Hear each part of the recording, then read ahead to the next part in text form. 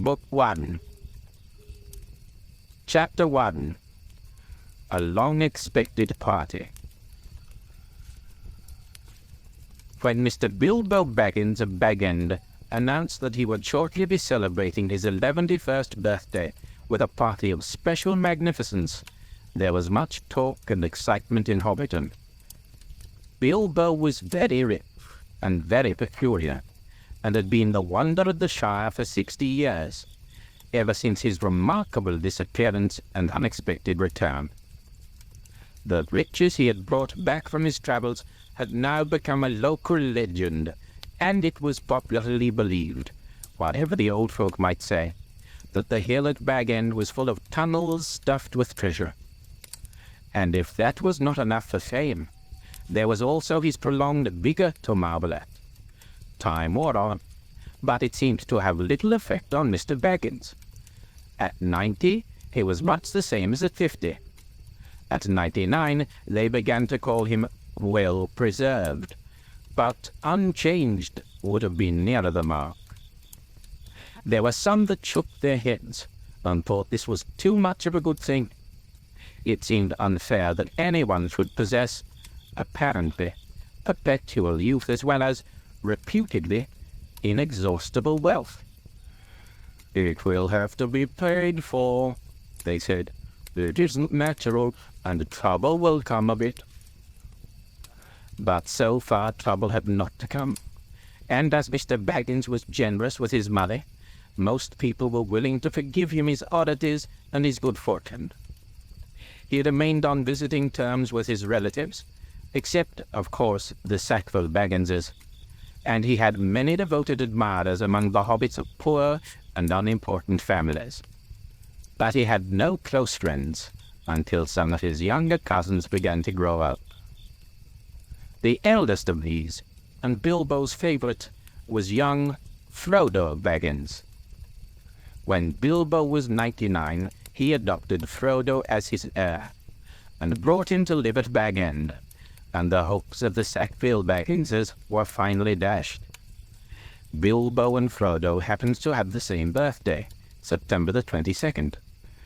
"You had better come and live here, Frodo, my lad," said Bilbo one day, "and then we can celebrate our birthday parties comfortably together." At that time Frodo was still in his tweens, as the hobbits called the irresponsible 20s between childhood and coming of age at 33. 12 more years passed. Each year, the Bagginses had given very lively combined birthday parties at Bag End, but now it was understood that something quite exceptional was being planned for that autumn. Bilbo was going to be 111, 111, a rather curious number and a very respectable age for a hobbit. The old Took himself had only reached 130. And Frodo was going to be 33, 33, an important number, the date of his coming of age. Tongues began to wag in Hobbiton and Bywater, and the rumour of the coming event travelled all over the Shire. The history and character of Mr. Bilbo Baggins became once again the chief topic of conversation, and the older folk suddenly found their reminiscences in welcome demand. No one had a more attentive audience than old Ham Gamgee, commonly known as the Gaffer. He held forth at the Ivy Bush, a small inn on the Bywater Road, and he spoke with some authority, for he had tended the garden at Bag End for 40 years, and had helped old Holman in the same job before that. Now that he was himself growing old and stiff in the joints, the job was mainly carried on by his youngest son, Sam Gamgee. Both father and son were on very friendly terms with Bilbo and Frodo. They lived on the hill itself, in number 3 Bagshot Row, just below Bag End. "A very nice, well-spoken, gentle hobbit is Mr. Bilbo, as I've always said," the Gaffer declared with perfect truth, for Bilbo was very polite to him, calling him Master Hamfast, and consulting him constantly upon the growing of vegetables. In the matter of roots, especially potatoes, the gaffer was recognized as the leading authority by all in the neighborhood, including himself. "But what about this Frodo that lived with him?" asked old Noakes of Bywater. "Baggins is his name, but he's more than half a brandy-buck, they say. It beats me why any Baggins of Hobbiton should go looking for a wife away there in Buckland, where folks are so queer." "And no wonder they're queer," put in Daddy Two-Foot, the gaffer's next-door neighbour. "If they live on the wrong side of the Brandywine River, and right agin the old forest, that's a bad place, if half the tales be true." "You're right, Dad," said the gaffer. "Not that the brandy-bucks of Buckland live in the forest, but they're a queer breed, seemingly. They fool about with boats on that big river, and that isn't natural. Small wonder that trouble came of it, I say. But be that as it may, Mr. Frodo is as nice a young hobbit as you could wish to meet. Very much like Mr. Bilbo, and in more than looks. After all, his father was a Baggins. A decent, respectable hobbit was Mr. Drogo Baggins. There was never much to tell of him, till he was drowned." "Drowned?" said several voices. They had heard this and other darker rumours before, of course, but hobbits have a passion for family history, and they were ready to hear it again. "Well, so they say," said the gaffer. "You see, Mr. Drogo, he married poor Miss Primula Brandybuck. She was our Mr. Bilbo's first cousin on the mother's side, her mother being the youngest of the old Took's daughters, and Mr. Drogo was his second cousin. So Mr. Frodo is his first and second cousin, once removed either way, as the saying is, if you follow me.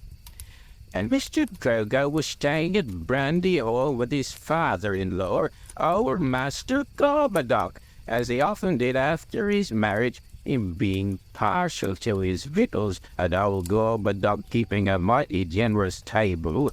And he went out boating on the Brandywine River, and he and his wife were drowned, and poor Mr. Frodo only a child and all. I've heard they went on the water after dinner in the moonlight," said old Noakes, "and it was Drogo's weight as sunk the boat." "And I heard she pushed him in, and he pulled her in after him," said Sandyman the Hobbiton miller. "You shouldn't listen to all you hear, Sandyman," said the gaffer, who did not much like the miller. "There isn't no calling, no talking of pushing and pulling. Boats are quite creaky enough for those that sit still without looking further for the cause of trouble. Anyway, there was this Mr. Frodo left an orphan and stranded, as you might say, among those queer Bucklanders, being brought up anyhow in Brandy Hall.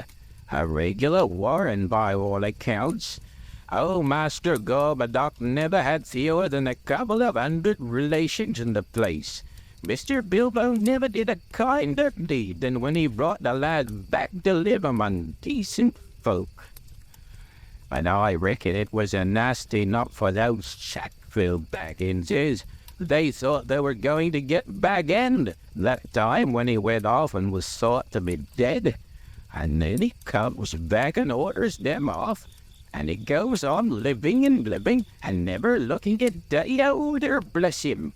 And suddenly he produces an heir, and has all the papers made out proper. The Sackville Bagginses won't never see the inside of Bag-End now, or it is to be hoped not. There's a tidy bit of money kept away up there, I hear tell," said a stranger, a visitor on business from Micheldelving in the Westfalting. "All the top of your hill is full of tunnels packed with chests of gold and silver and jewels, by what I've heard." "Then you've heard more than I can speak to," answered the Gasser. "I know nothing about jewels. Mr. Bilbo is free with his money, and there seems no lack of it. But I know of no tunnel making. I saw Mr. Bilbo when he came back a matter of 60 years ago, when I was a lad. I'd not long come prentice to old Holman, him being my dad's cousin. But he had me up at Bag End helping him to keep books from trampling and traipsing all over the garden while the sale was on. And in the middle of it all, Mr. Bilbo comes up the hill with a pony and some mighty big bags and a couple of chests. I don't doubt they were mostly full of treasure he had picked up in foreign parts, where there be mountains of gold, they say, but there wasn't enough to fuel tunnels. But my lad Sam will know more about that.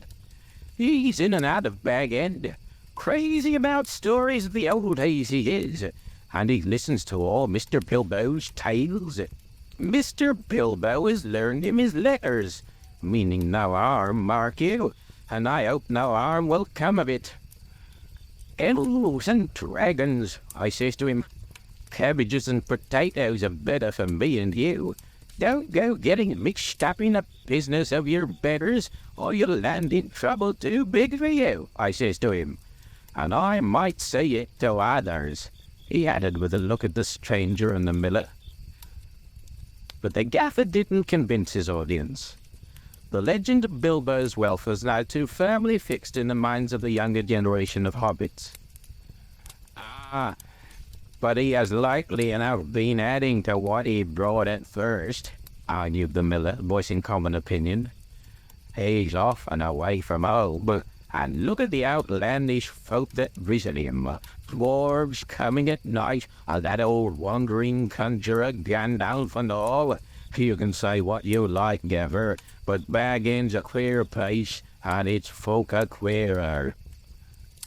"And you can say what you like about what you know no more of than you do about him, Mr. Sandyman," retorted the Gaffer, disliking the miller even more than usual.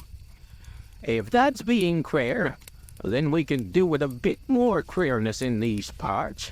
There's some not far away that wouldn't offer a pint of beer to a friend if they lived in a hole with golden walls. But they do things proper at Bag End.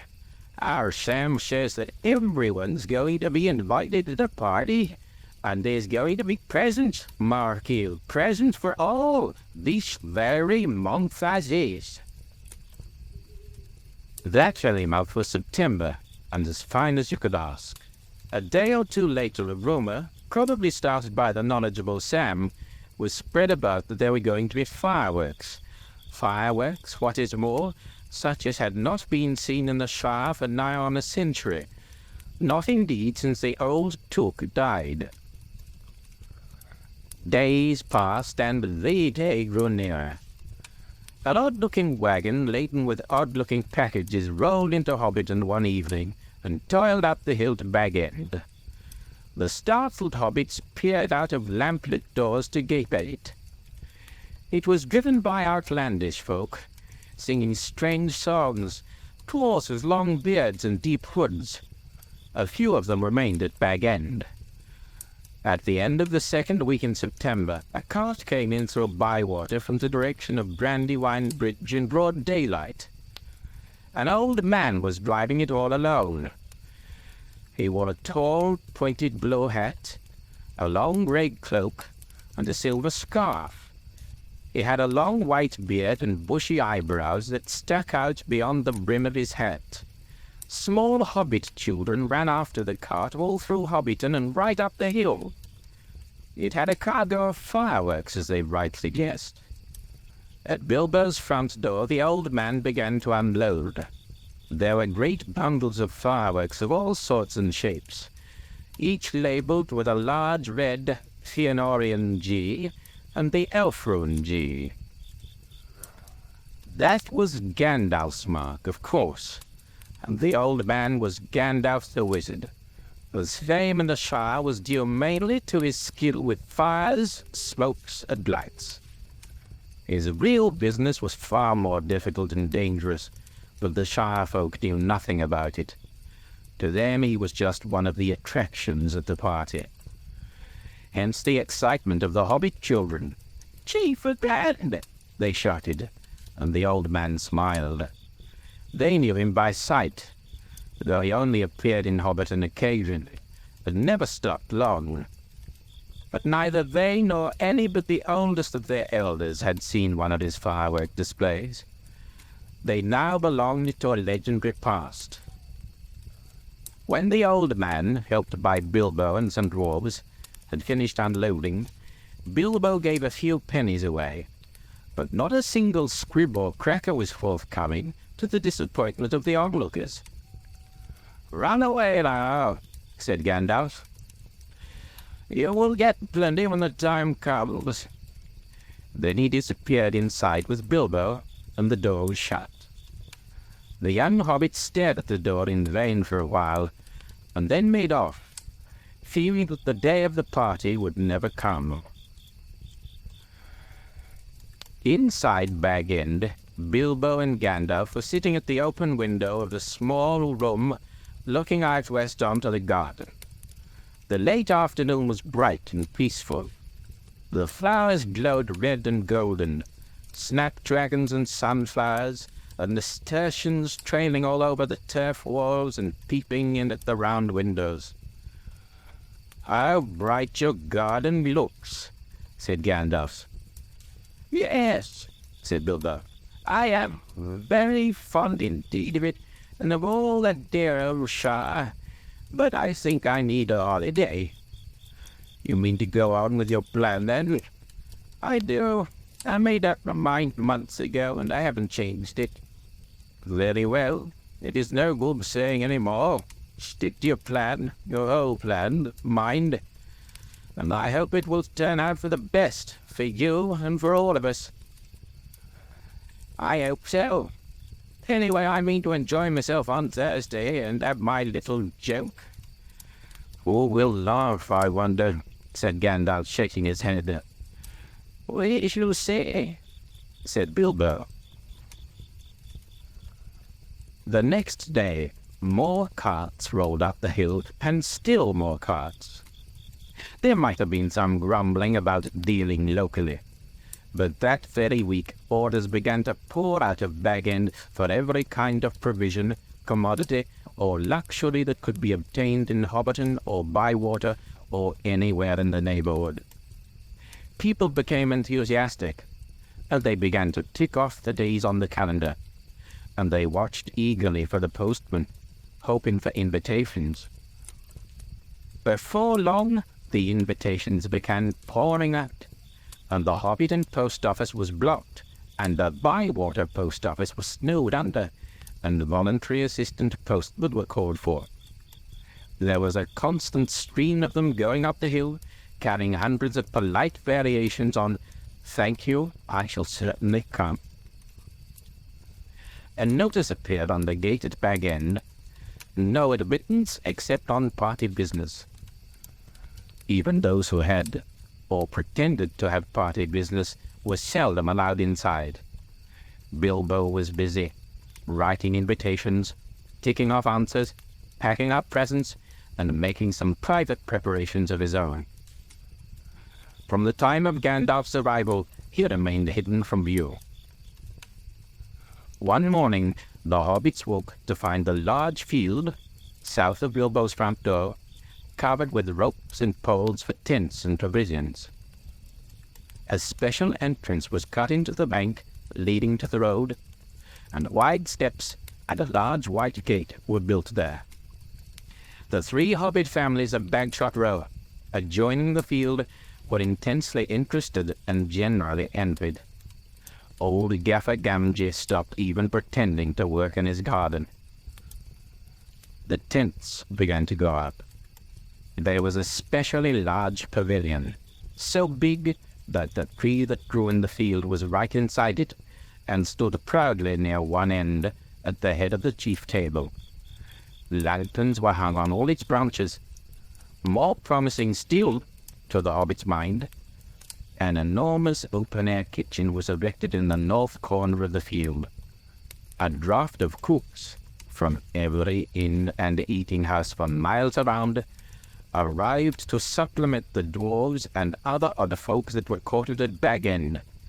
Excitement rose to its height. Then the weather clouded over. That was on Wednesday, the eve of the party. Anxiety was intense.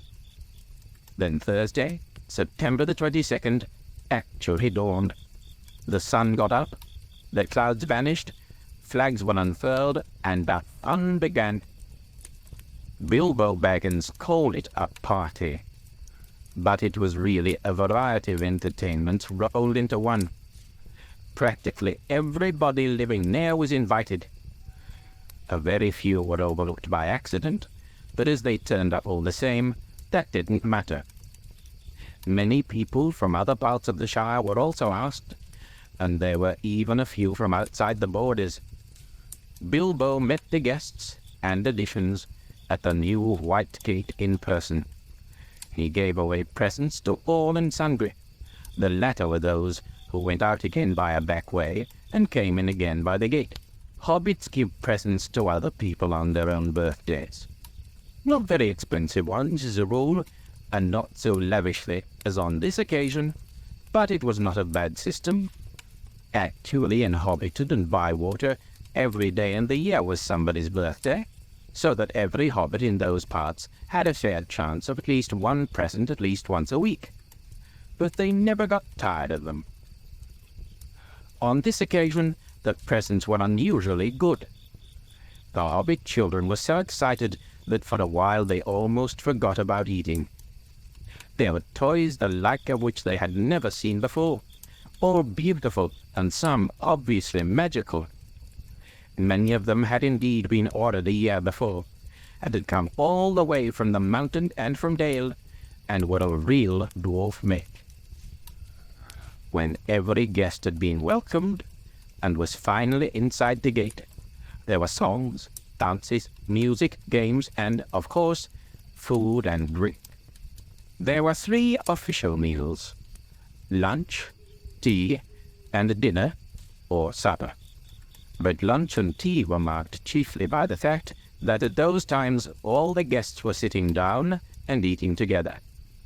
At other times there were merely lots of people eating and drinking, continuously from 11 until 6:30, when the fireworks started. The fireworks were by Gandalf. They were not only brought by him, but designed and made by him, and the special effects, set pieces, and flights of rockets were let off by him. But there was also a generous distribution of squibs, crackers, baccarattas, sparklers, torches, dwarf candles, elf fountains, goblin barkers, and thunderclaps. They were all superb. The art of Gandalf improved with age. There were rockets like a flight of scintillating birds singing with sweet voices. There were green trees with trunks of dark smoke.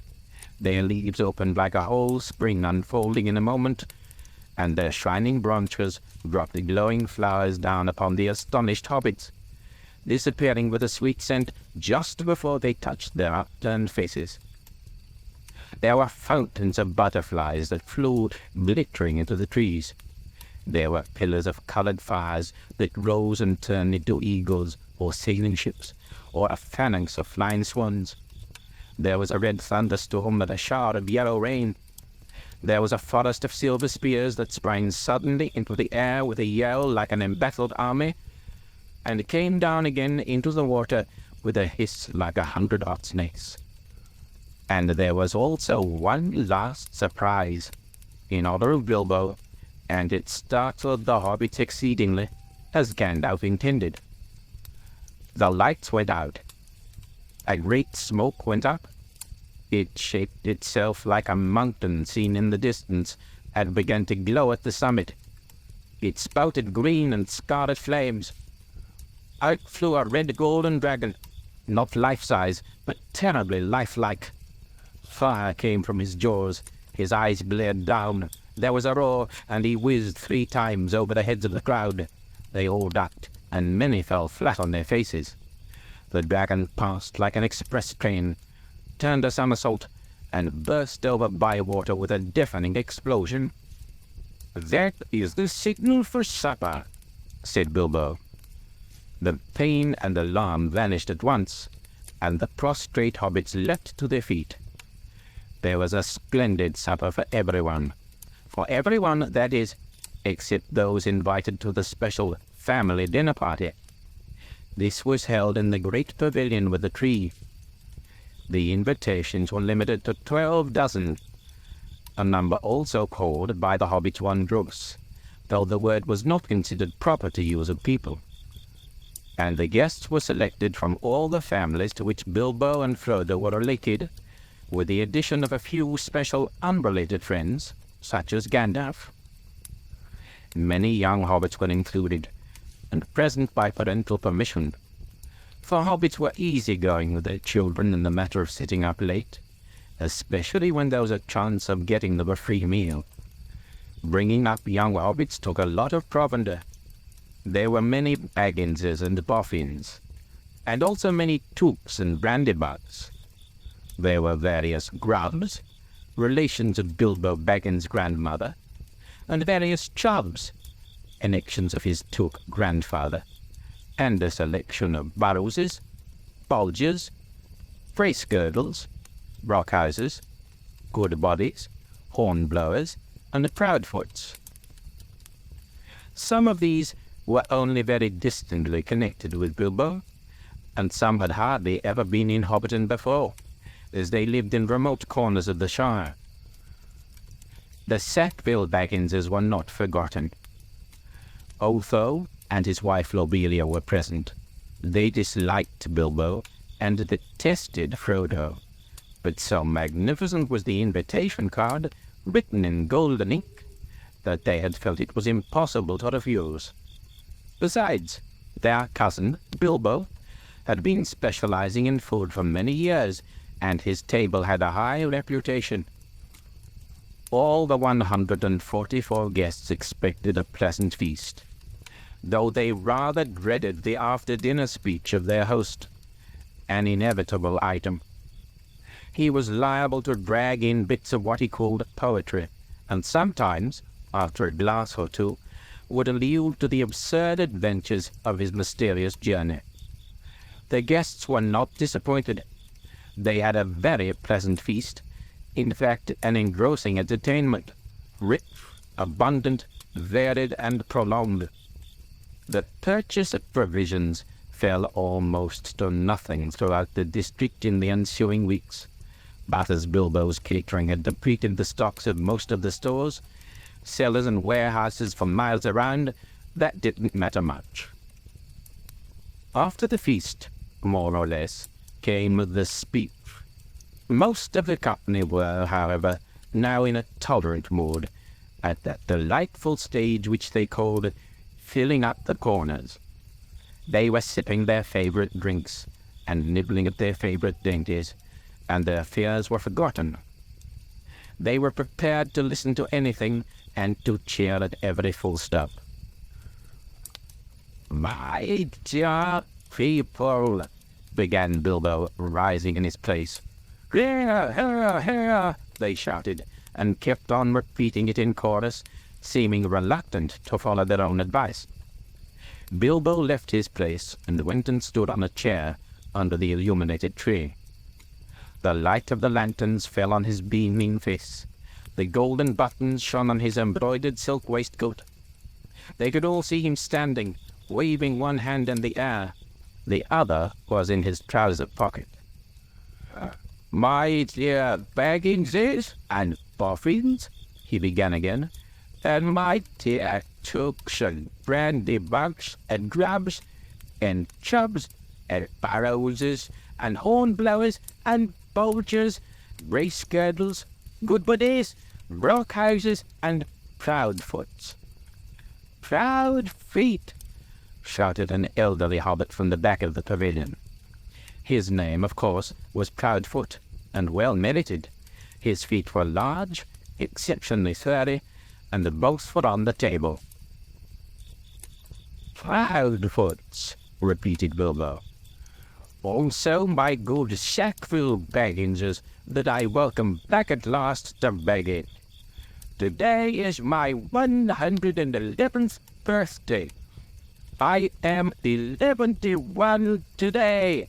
Hooray! Hooray! Many happy returns," they shouted, and they hammered joyously on the tables. Bilbo was doing splendidly. This was the sort of stuff they liked, short and obvious. "I hope you're all enjoying yourselves as much as I am."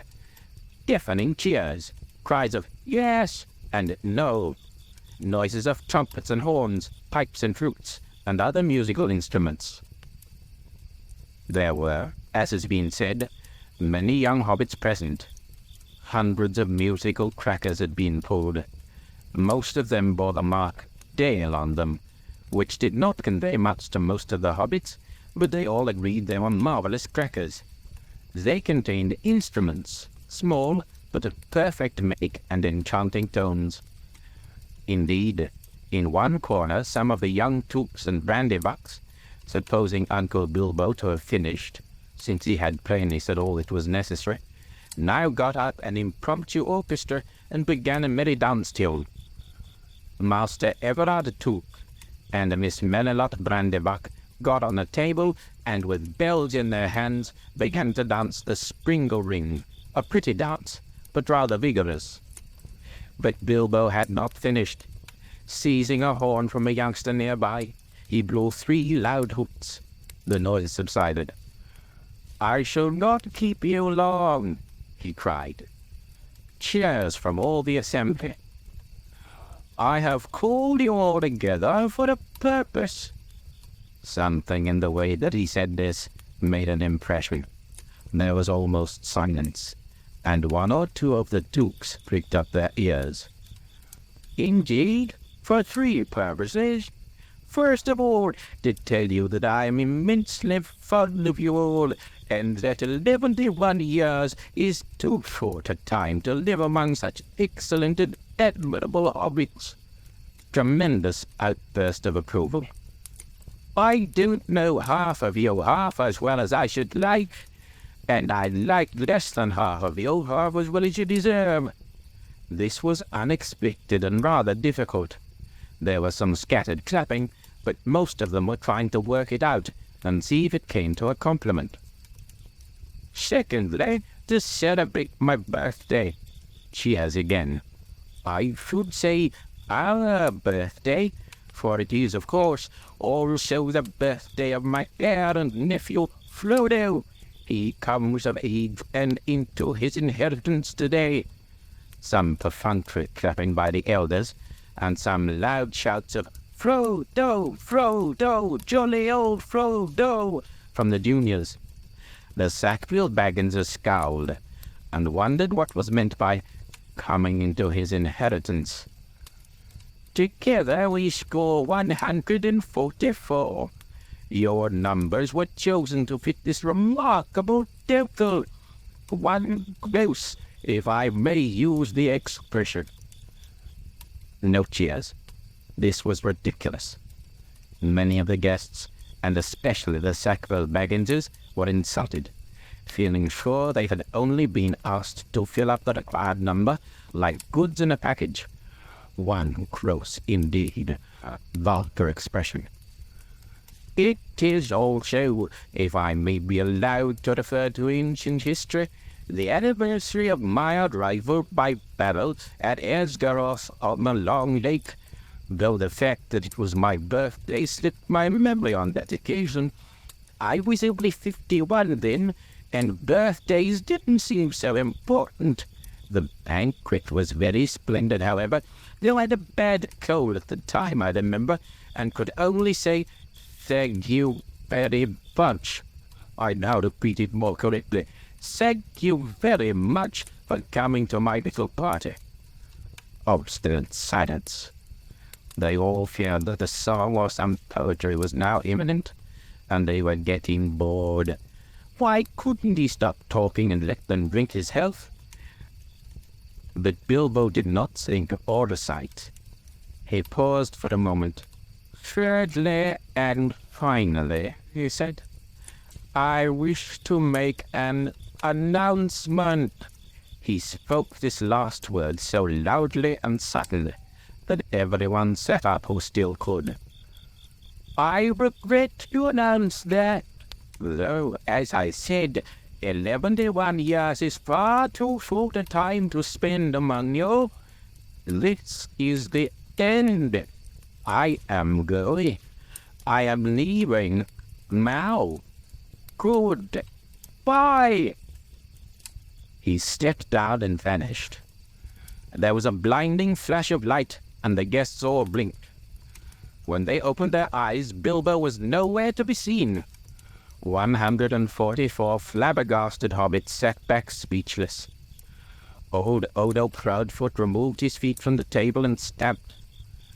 Then there was a dead silence, until suddenly, after several deep breaths, every Baggins, Boffin, Took, Brandybuck, Grubb, Chubb, Burrows, Bolger, Bracegirdle, Brockhouse, Goodbody, Hornblower, and Proudfoot began to talk at once.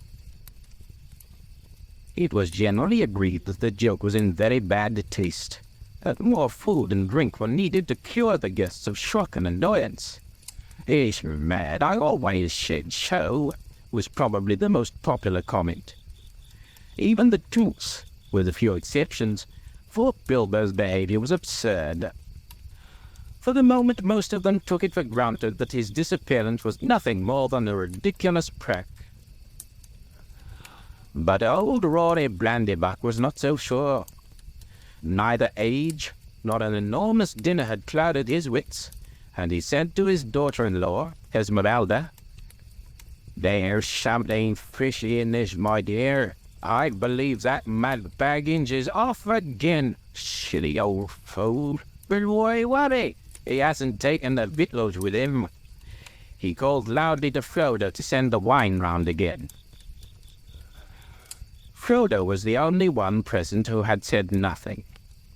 For some time he had sat silently beside Bilbo's empty chair, and ignored all remarks and questions.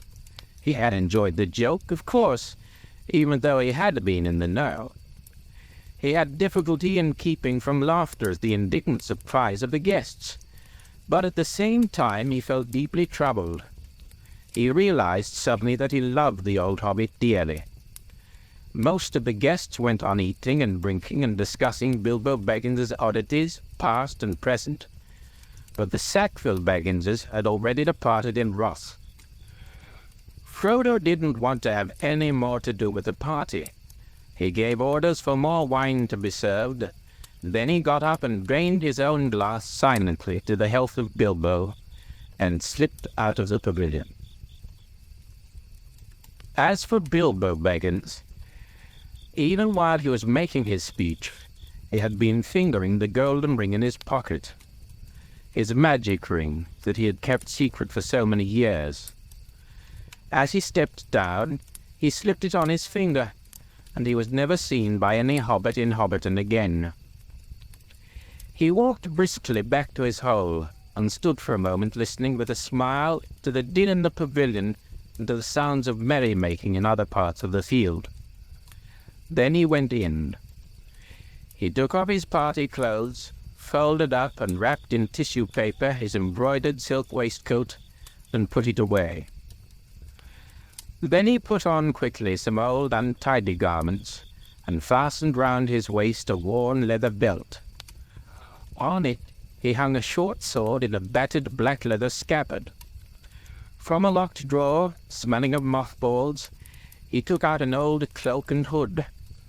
They had been locked up as if they were very precious, but they were so patched and weather-stained that their original color could hardly be guessed.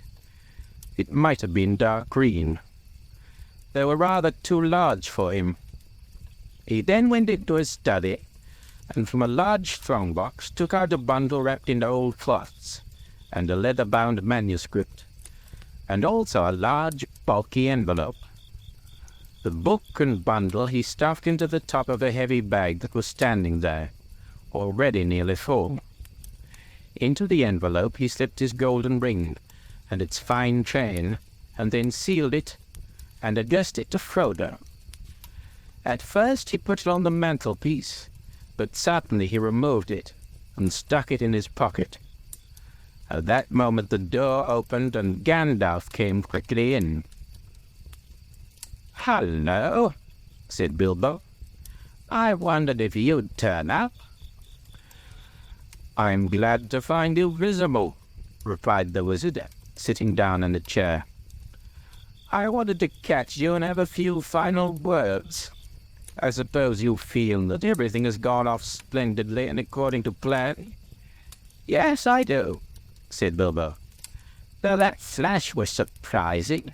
It quite startled me, let alone the others. A little addition of your own, I suppose." "It was." "You have wisely kept that ring secret all these years, and it seemed to me necessary to give your guests something else that would seem to explain your sudden vanishment." "And would spoil my joke. You are an interfering old busybody," laughed Bilbo. "But I expect you know best as usual." "I do, when I know anything. But I don't feel too sure about this whole affair. It is now come to the final point. You have had your joke and alarmed or offended most of your relations, and given the whole Shire something to talk about for 9 days, or 99 more likely. Are you going any further?" "Yes, I am. I feel I need a holiday, a very long holiday, as I've told you before. Probably a permanent holiday. I don't expect I shall return. In fact, I don't mean to, and I have made all arrangements." "I am old, Gandalf. I don't look it, but I'm beginning to feel it in my heart of hearts." "Well preserved indeed," he started. "Why, I feel all thin, sort of stretched, if you know what I mean. Like butter that has been scraped over too much bread. That can't be right. I need a change or something." Gandalf looked curiously and closely at him. "No, it does not seem right," he said thoughtfully. "No, after all, I believe your plan is probably the best." "Well, I've made up my mind anyway. I want to see mountains again, Gandalf, mountains. And then find somewhere where I can rest, in peace and quiet, without a lot of relatives prying around and a string of confounded visitors hanging on the bell. I might find somewhere where I can finish my book. I have thought of a nice ending for it. And he lives happily ever after to the end of his days." Gandalf laughed. "I hope he will. But nobody will read the book, however it ends." "Oh, they may in years to come. Frodo has read some already, as far as it has gone." "You'll keep an eye on Frodo, won't you?" "Yes, I will. 2 eyes, as often as I can spare them." "He would come with me, of course, if I asked him. In fact, he offered to once, just before the party. But he doesn't really want to, yet. I want to see the wild country again before I die, and the mountains. But he's still in love with the Shire, with woods and fields and little rivers. He ought to be comfortable here. I'm leaving everything to him, of course, except a few oddments. I hope he'll be happy when he gets used to being on his own. It's time it was his own master now." "Everything," said Gandalf. "The ring as well. You agreed to that, you remember?"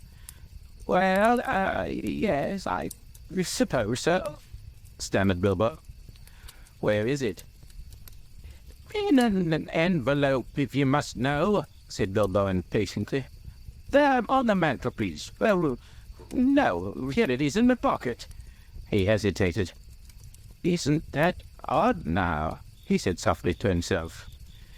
"Yet after all, why not? Why shouldn't it stay there?" Gandalf looked again very hard at Bilbo, and there was a gleam in his eyes. "I think, Bilbo," he said quietly, "I should leave it behind. Don't you want to?" Well, yes. No, it comes to it. I don't like parting with it at all, I may say, and I don't really see why I should. Why do you want me to?" he asked, and a curious change came over his voice. It was sharp with suspicion and annoyance. "You're always badgering me about my ring, but you've never bothered me about the other things that I got on my journey." "No, but I had to badger you," said Gandalf. "I wanted the truth. It was important. Magic rings are, well, magical, and they are rare and curious. I was professionally interested in your ring, you may say, and I still am. I should like to know where it is, if you go wandering again. Also, I think you have had it quite long enough. You won't need it any more, Bilbo, unless I'm quite mistaken." Bilbo flushed, and there was an angry light in his eyes. His kindly face grew hard. "Why not?" he cried. "And what business is it of yours, anyway, to know what I do with my old things? It is my own. I found it. It came to me." Yes, said Gandalf, "but there is no need to get angry." "If I am, it is your fault," said Bilbo. "It is mine, I tell you. My own. My precious. Yes, my precious." The wizard's face remained grave and attentive, and only a flicker in his deep eyes showed that he was startled and indeed alarmed. "It has been called that before," he said, "but not by you." "But I say it now, and why not? Even if Gollum said the same once. It's not his now, but mine, and I shall keep it, I say." Gandalf stood up. He spoke sternly. "You would be a fool if you do, Bilbo," he said. "You make that clearer with every word you say. It has got far too much hold on you. Let it go, and then you can go yourself and be free." "I'll do as I choose and go as I please," said Bilbo obstinately. Now, my dear hobbit," said Gandalf. "All your life we have been friends, and you owe me something. Come, do as you promised. Give it up." "Well, if you want my ring yourself, say so," cried Bilbo. "But you won't get it. I won't give my precious away, I tell you." His hand strayed to the hilt of his small sword. Gandalf's eyes flashed. "It will be my turn to get angry soon," he said. "If you say that again, I shall. Then you will see Gandalf the Grey uncloaked." He took a step toward the hobbit, and he seemed to grow tall and menacing. His shadow filled the little room. Bilbo backed away to the wall, breathing hard, his hand clutching at his pocket. They stood for a while facing one another, and the air of the room tingled. Gandalf's eyes remained bent on the hobbit. Slowly his hands relaxed, and he began to tremble. "I don't know what has come over you, Gandalf," he said. "You've never been like this before. What's it all about? It is mine, isn't it? I found it, and Gollum would have killed me if I hadn't kept it. I'm not a thief, whatever he said." "I've never called you one," Gandalf answered. "And I'm not one either. I'm not trying to rob you, but to help you. I wish you'd trust me as you used." He turned away, and the shadow passed. He seemed to dwindle again to an old grey man, bent and troubled. Bilbo drew his hand over his eyes. "I am sorry," he said, "but I felt so queer. And yet it would be a relief in a way not to be bothered with it any more. It has been so growing on my mind lately. Sometimes I have felt it was like an eye looking at me. I'm always wanting to put it on and disappear, don't you know, or wondering if it's safe and pulling it out to make sure. I tried locking it up, but I found I couldn't rest without it in my pocket. I don't know why, and I don't seem able to make up my mind." "Then trust mine," said Gandalf. "It's quite made up. Go away and leave it behind. Stop possessing it. Give it to Frodo, and I will look after him." Bilbo stood for a moment, tense and undecided. Presently he sighed. "All right," he said with an effort. "I will." Then he shrugged his shoulders and smiled rather ruefully. "After all, that's what this party business was all about, really. To give away lots of birthday presents and somehow make it easier to give it away at the same time. It hasn't made it any easier in the end, but it would be a pity to waste all my preparations. It would quite spoil the joke. Indeed, it would take away the only point I ever saw in the affair," said Gandalf. "Very well," said Bilbo. "It goes to Frodo with all the rest." He drew a deep breath.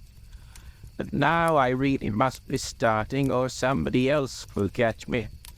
I've said goodbye, and I couldn't bear to do it all over again." He picked up his bag and moved to the door.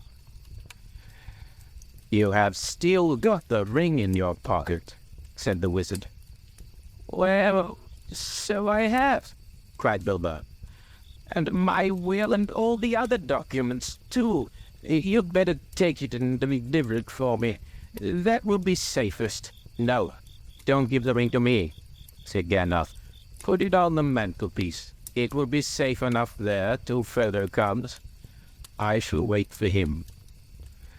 Bilbo took out the envelope, but just as he was about to set it by the clock, his hand jerked back, and the packet fell on the floor. Before he could pick it up, the wizard stooped and seized it, and set it in its place. A spasm of anger passed swiftly over the hobbit's face again. Suddenly, it gave way to a look of relief and a laugh. "Well, that's that," he said. "Now I'm off." They went out into the hall. Bilbo chose his favorite stick from the stand. Then he whistled. 3 dwarves came out of different rooms where they'd been busy. "Is everything ready?" asked Bilbo. "Everything packed and labeled?" "Everything," they answered. "Well, let's start then." He stepped out of the front door. It was a fine night, and the black sky was dotted with stars. He looked up, sniffing the air. What fun! What fun to be off again, off on the road with dwarves! This is what I've really been longing for years. "Goodbye," he said, looking at his old home and bowing to the door. "Goodbye, Gandalf." "Goodbye for the present, Bilbo. Take care of yourself. You're old enough and perhaps wise enough." "Take care." "I don't care. Don't you worry about me. I'm as happy now as I've ever been. That is saying a great deal. But the time has come. I'm being swept off my feet at last," he added. And then in a low voice, as if to himself, he sang softly in the dark. "The road goes ever on and on, down from the door where it began. Now far ahead the road has gone, and I must follow if I can. Pursuing it with eager feet, until it joins some larger way, where many paths and errands meet, and whither then I cannot say." He paused, silent for a moment. Then, without another word, he turned away from the lights and voices in the fields and tents, and, followed by his 3 companions, went round into his garden, and trotted down the long sloping path. He jumped over a low place in the hedge at the bottom, and took to the meadows, passing into the night like a rustle of wind in the grass. Gandalf remained for a while, staring after him into the darkness. "Goodbye, my dear Bilbo, until our next meeting," he said softly, and went back indoors. Frodo came in soon afterwards, and found him sitting in the dark, deep in thought. "Has he gone?" he asked. "Yes," answered Gandalf. "He's gone at last." I hoped until this evening that it was only a joke," said Frodo. "But I knew in my heart that he really meant to go. He always used to joke about serious things. I wish I'd come back sooner, just to see him off." "I think really he preferred slipping off quietly in the end," said Gandalf. "Don't be too troubled.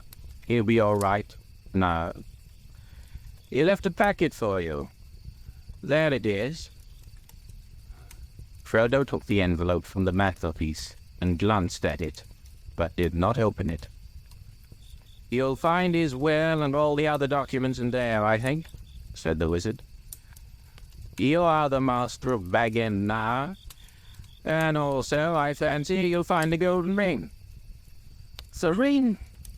exclaimed Frodo. "Has he left me that? I wonder why. Still, it may be useful." "It may, but it may not," said Gandalf. "I should not make use of it if I were you. But keep it secret, and keep it safe. Now I'm going to bed." As master of Bag End, Frodo felt it his painful duty to say goodbye to the guests. Rumors of strange events had by now spread all over the field, but Frodo would only say, "No doubt everything will be cleared up in the morning." About midnight, carriages came for the important folk. One by one they rolled away, filled with full but very unsatisfied hobbits. Gardeners came by arrangement, and removed in wheelbarrows those that had inadvertently remained behind. Night slowly passed.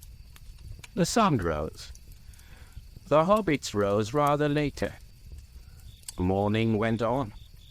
People came and began, by orders, to clear away the pavilions and the tables and the chairs, and the spoons and knives and bottles and plates, and the lanterns, and the flowering shrubs in boxes, and the crumbs and cracker paper, the forgotten bags and gloves and handkerchiefs, and the uneaten food, a very small item. Then a number of other people came, without orders. Bagginses and boffins and bulgers and tooks, and other guests that lived or were staying there. By midday, when even the best fed were out and about again, there was a large crowd at Bag End, uninvited but not unexpected. Frodo was waiting on the step, smiling, but looking rather tired and worried. He welcomed all the callers, but he hadn't much more to say than before. His reply to all enquiries was simply this: "Mr. Bilbo Baggins has gone away, as far as I know, for good." Some of the visitors he invited to come inside, as Bilbo had left messages for them. Inside in the hall there was piled a large assortment of packages and parcels and small articles of furniture. On every item there was a label tied.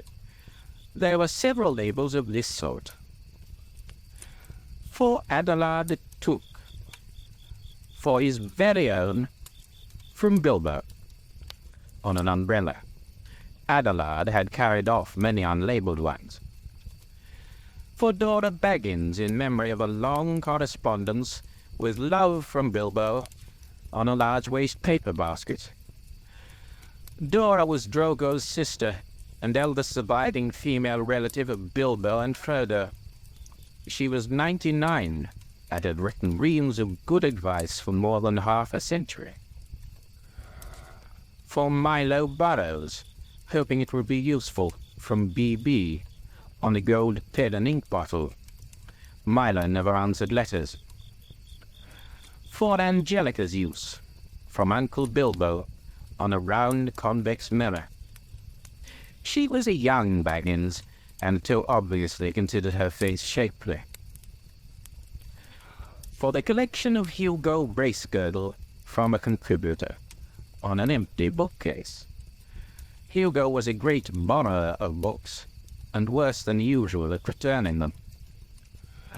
For Lobelia Sackville Baggins, as a present, on a case of silver spoons. Bilbo believed that she had acquired a good many of his spoons while he was away on his former journey. Lobelia knew that quite well. When she arrived later in the day, she took the point at once, but she also took the spoons. This is only a small selection of the assembled presents. Bilbo's residence had got rather cluttered up with things in the course of his long life. It was a tendency of hobbit holes to get cluttered up, for which the custom of giving so many birthday presents was largely responsible. Not, of course, that the birthday presents were always new. There were one or two old mathams of forgotten uses that had circulated all round the district, but Bilbo had usually given new presents and kept those that he received. The old hole was now being cleared a little. Every one of the various parting gifts had labels, written out personally by Bilbo, and several had some point or some joke. But of course, most of the things were given where they would be wanted and welcome. The poorer hobbits, and especially those of Bagshot Row, did very well. Old Gaffer Gamgee got 2 sacks of potatoes, a new spade, a woolen waistcoat, and a bottle of ointment for creaking joints. Old Rory Brandybuck, in return for much hospitality, got a dozen bottles of old Wynyards, a strong red wine from the South Farthing, and now quite mature, as it had been laid down by Bilbo's father. Rory quite forgave Bilbo, and voted him a capital fellow after the first bottle. There was plenty of everything left for Frodo, and, of course, all the chief treasures, as well as the books, pictures, and more than enough furniture were left in his possession. There was, however, no sign nor mention of money or jewelry. Not a penny piece or a glass bead was given away. Frodo had a very trying time that afternoon. A false rumor that the whole household was being distributed free spread like wildfire, and before long the place was packed with people who had no business there, but couldn't be kept out. Labels got torn off and mixed, and quarrels broke out. Some people tried to do swaps and deals in the hall, and others tried to make off with minor items not addressed to them, or with anything that seemed unwanted or unwatched. The road to the gate was blocked with barrows and handcarts.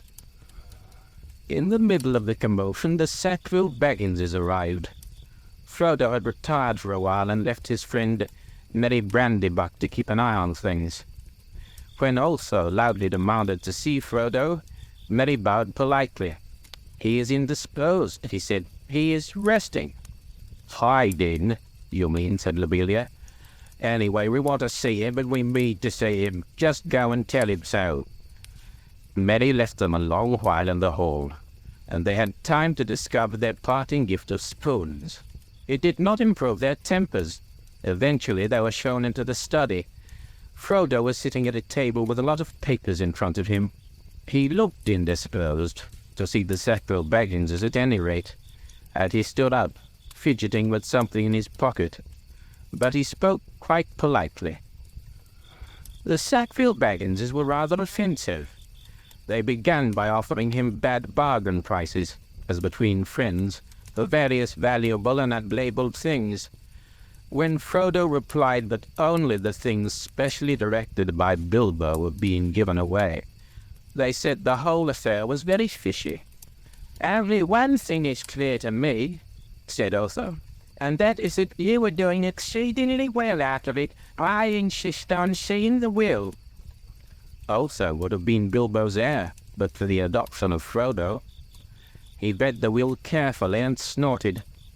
It was, unfortunately, very clear and correct, according to the legal customs of hobbits, which demand, among other things, 7 signatures of witnesses in red ink. "Filed again," he said to his wife. "And after waiting 60 years. Spoons? Fiddlesticks." He snapped his fingers under Frodo's nose and stumped off. But Lobelia was not so easily got rid of.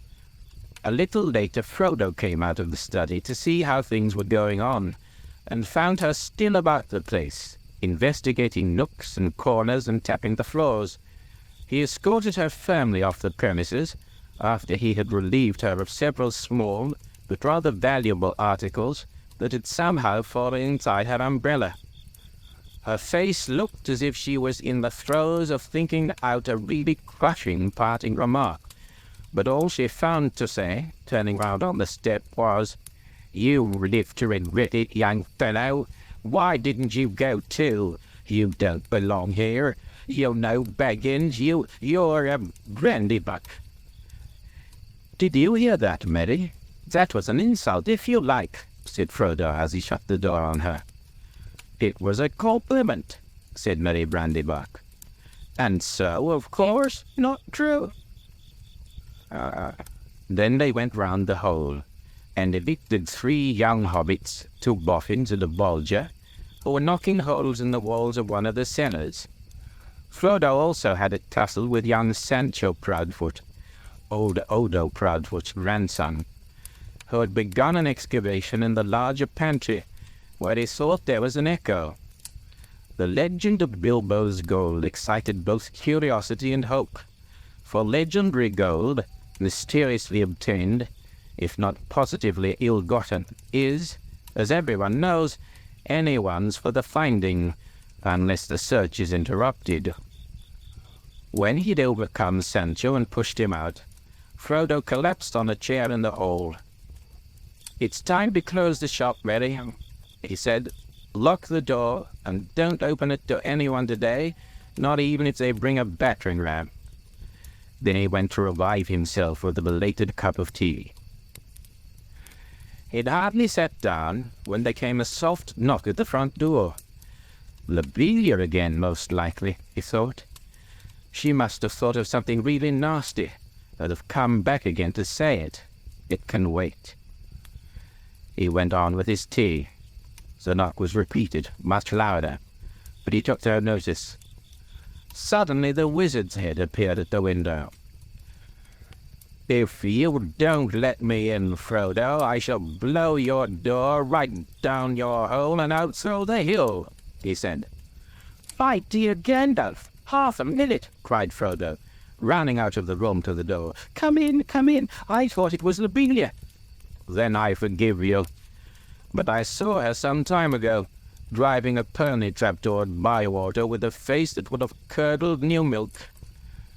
She'd already nearly curdled me, honestly. I nearly tried on Bilbo's ring. I longed to disappear." "Don't do that," said Gandalf, sitting down. "Do be careful of that ring, Frodo. In fact, it's partly about that I've come to say a last word." "Well, what about it?" "What do you know already?" "Only what Bilbo told me. I've heard his story, how he found it, and how he used it. On his journey, I mean."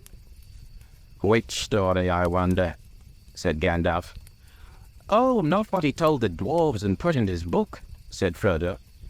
"He told me the true story soon after I came to live here.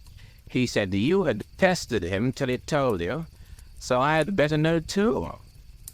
"No secrets between us, Frodo," he said. "But they are not to go any farther. It's mine anyway." "That's interesting," said Gandalf. "Well, what did you think of it all?"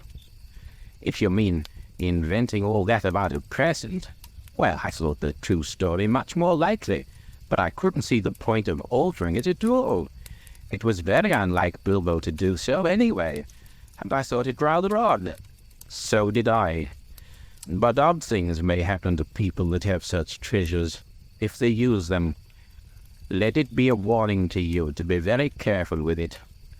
It may have other powers than just making you vanish when you wish to."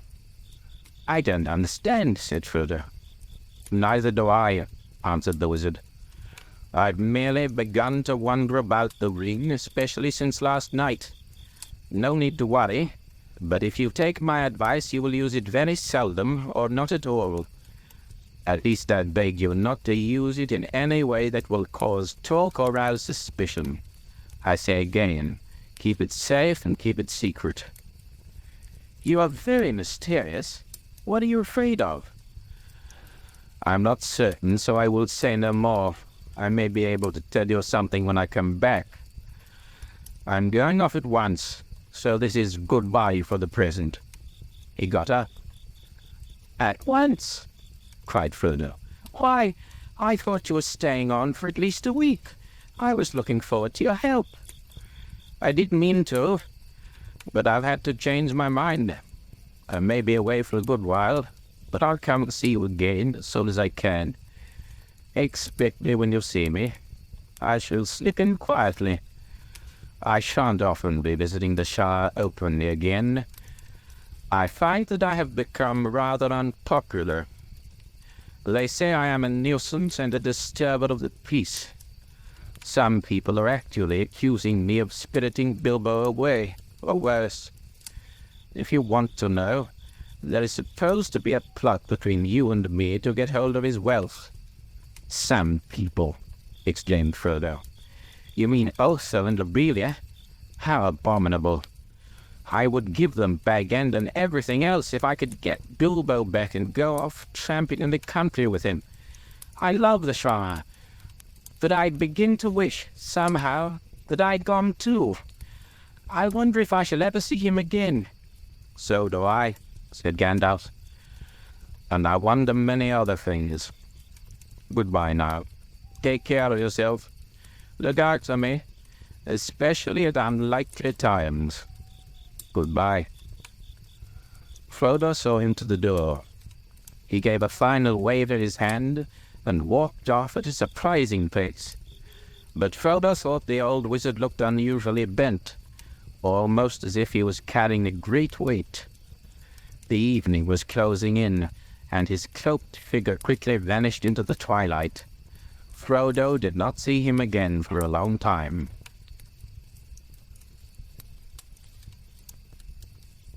Chapter 2. The Shadow of the Past. The talk didn't die down in 9 or even 99 days. The second disappearance of Mr. Bilbo Baggins was discussed in Hobbiton, and indeed all over the Shire, for a year and a day, and was remembered much longer than that. It became a fireside story for young hobbits, and eventually Matt Baggins, who used to vanish with a bang and a flash and reappear with bags of jewels and gold, became a favorite character of legend, and lived on long after all the two events were forgotten. But in the meantime, the general opinion in the neighborhood was that Bilbo, who had always been rather cracked, had at last gone quite mad and had run off into the blue. There he had undoubtedly fallen into a pool or a river and come to a tragic, but hardly an untimely end. The blame was mostly laid on Gandalf. "If only that dreaded wizard will leave young Frodo alone, perhaps he'll settle down and grow some hobbit sense," they said. And to all appearance the wizard did leave Frodo alone, and he did settle down, but the growth of hobbit sense was not very noticeable. Indeed, he had once begun to carry on Bilbo's reputation for oddity. He refused to go into mourning, and the next year he gave a party in honor of Bilbo's 112th birthday, which he called a 100-weight feast. But that was short of the mark, for 20 guests were invited, and there were several meals at which it snowed food and rained drink, as hobbits say. Some people were rather shocked, but Frodo kept up the custom of giving Bilbo's birthday party year after year until they got used to it. He said that he did not think Bilbo was dead. When they asked, "Where is he then?" he shrugged his shoulders.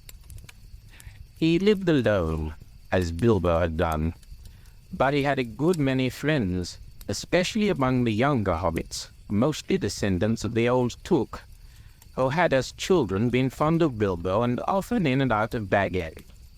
Falco Boffin and Frediger Bolger were two of these, but his closest friends were Peregrine Took, usually called Pippin, and Merry Brandybuck. His real name was Meriadoc, but that was seldom remembered. Frodo went tramping over the Shire with them, but more often he wandered by himself, and to the amazement of sensible folk he was sometimes seen far from home, walking in the hills and woods under the starlight. Merry and Pippin suspected that he visited the elves at times, as Bilbo had done. As time went on, people began to notice that Frodo also showed signs of good preservation. Outwardly he retained the appearance of a robust and energetic hobbit just out of his tweens. "Some folk have all the luck," they said. But it was not until Frodo approached the usually more sober age of 50 that they began to think it queer. Frodo himself, after the first shock, found that being his own master and the Mr. Baggins of Bag End was rather pleasant. For some years he was quite happy and did not worry much about the future. But half unknown to himself, the regret that he had not gone with Bilbo was steadily growing. He found himself wondering at times, especially in the autumn, about the wildlands, and strange visions of mountains that he had never seen came into his dreams. He began to say to himself, "Perhaps I shall cross the river myself one day," to which the other half of his mind always replied, "Not yet." So it went on, until his 40s were running out, and his 50th birthday was drawing near.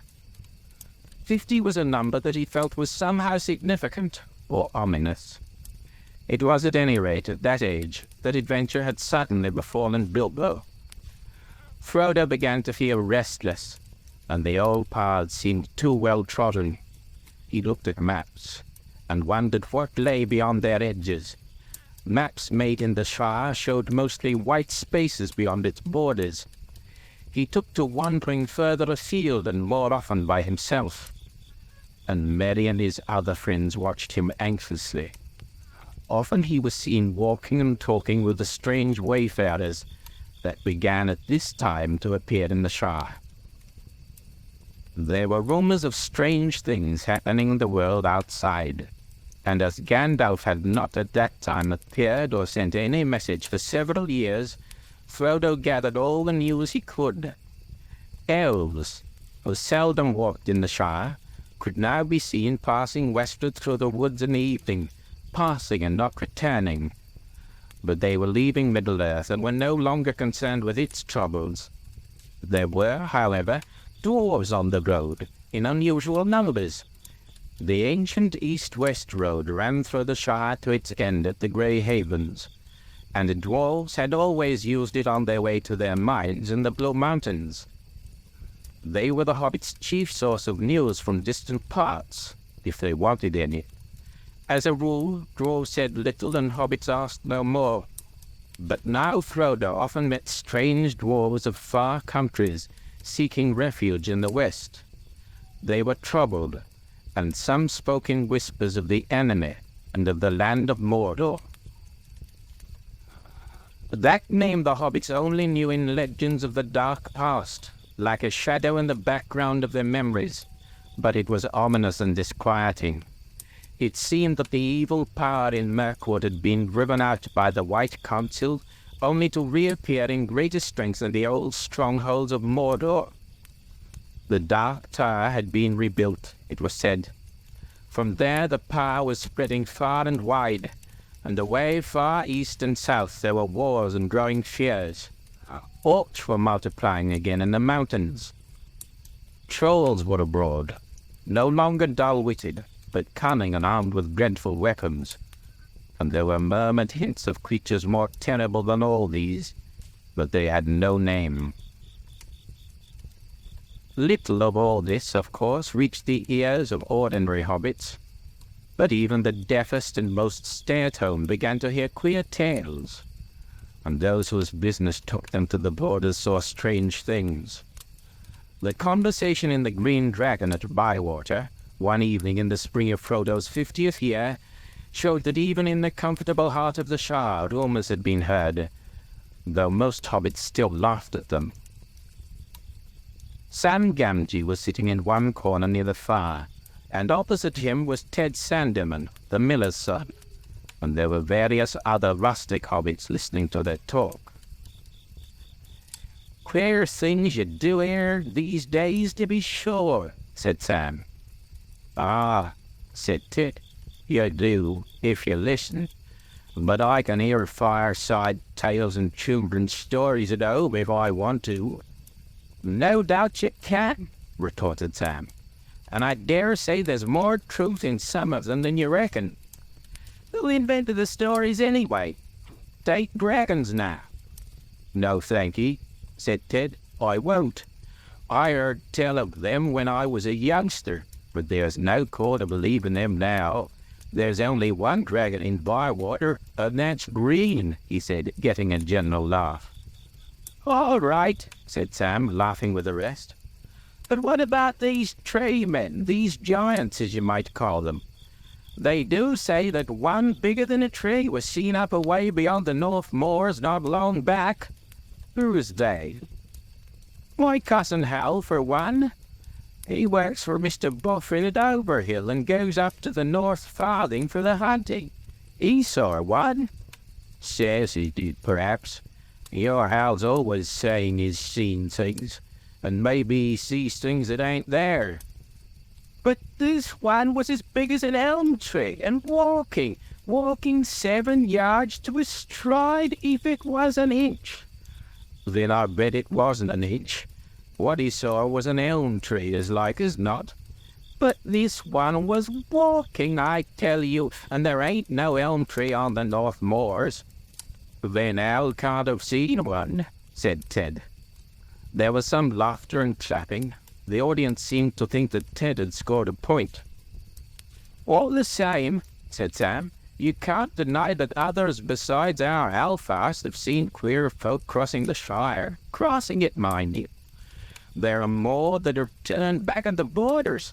The Bounders have never been so busy before. And I've heard tell that elves are moving west. They do say they are going to the harbours, out away beyond the White Towers."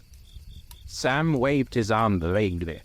Neither he nor any of them knew how far it was to the sea, past the old towers beyond the western borders of the Shire. But it was an old tradition that away over there stood the grey havens, from which at times elven ships set sail, never to return. "They're sailing over the sea. They're going into the west and leaving us," said Sam, half chanting the words, shaking his head sadly and solemnly. But Ted laughed. "Well, that isn't anything new if you believe the old tales, and I don't see what it matters to me or you. Let them sail, but I warrant you haven't seen them doing it, nor anyone else in the Shire." "Well, I don't know," said Sam thoughtfully.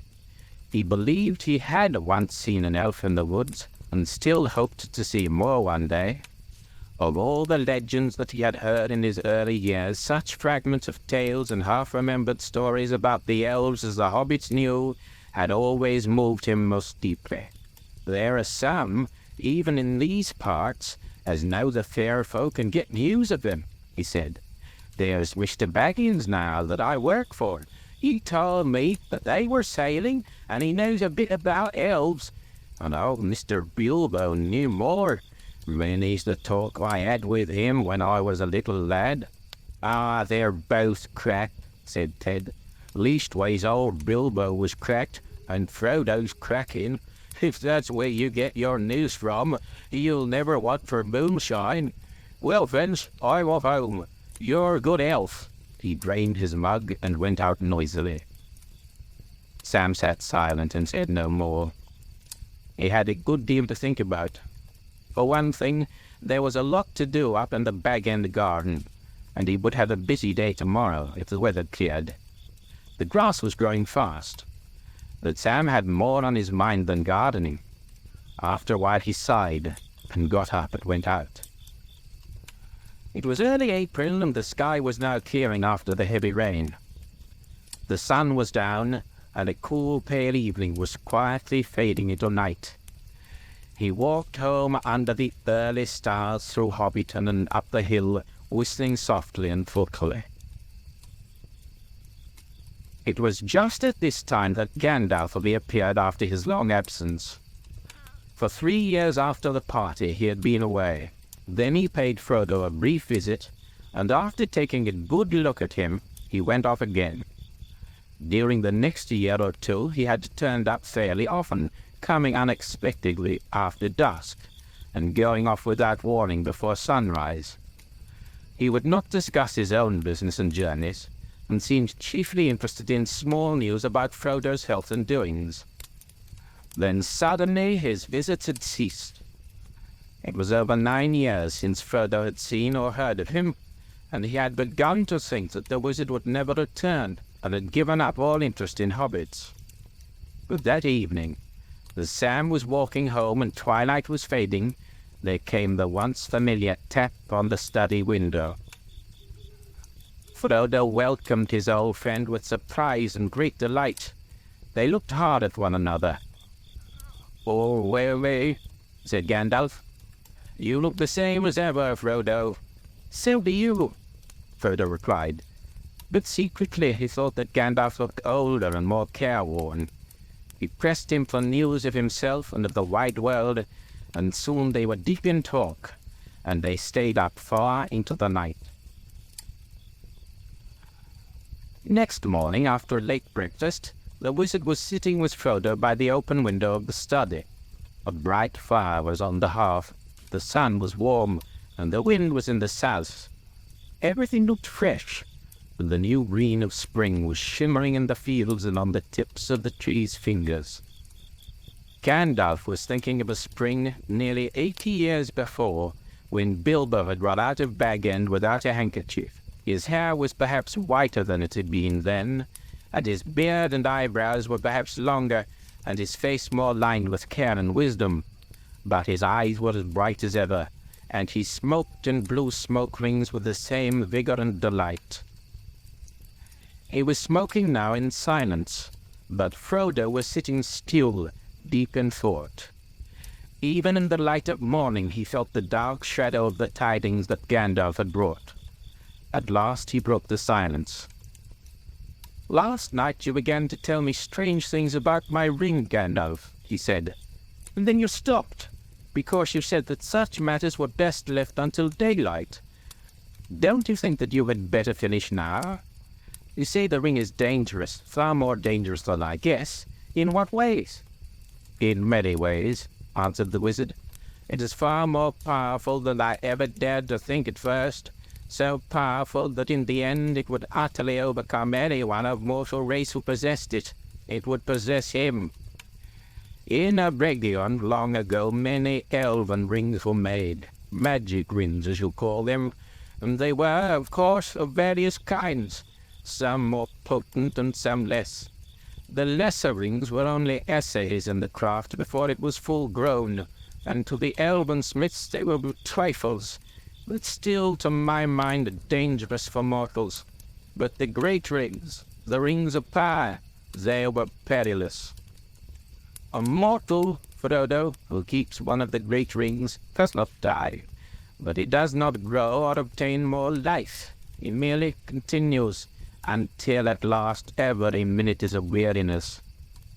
And if he often uses the ring to make himself invisible, he fades. He becomes in the end invisible permanently, and walks in the twilight under the eye of the dark power that rules the rings. Yes, sooner or later, if he is strong or well-meaning to begin with, but neither strength nor good purpose will last. Sooner or later the dark power will devour him." "How terrifying," said Frodo. There was another long silence. The sound of Sam Gamgee cutting the lawn came in from the garden. "How long have you known this?" asked Frodo at length. "And how much did Bilbo know?" "Bilbo knew no more than he told you, I'm sure," said Gandalf. "He would certainly never have passed on to you anything that he thought would be a danger, even though I promised to look after you. He thought the ring was very beautiful and very useful to need, and if anything was wrong or queer, it was himself. He said that it was growing on his mind, and he was always worrying about it. But he didn't suspect that the ring itself was to blame. Though he had found out that the thing needed looking after, it didn't seem always of the same size or weight. It shrank or expanded in an odd way, and might suddenly slip off a finger where it had been tight. "Yes, he warned me of that in his last letter," said Frodo. "So I've always kept it on its chain." "Very wise," said Gandalf. "But as for his long life, Bilbo never connected it with the ring at all.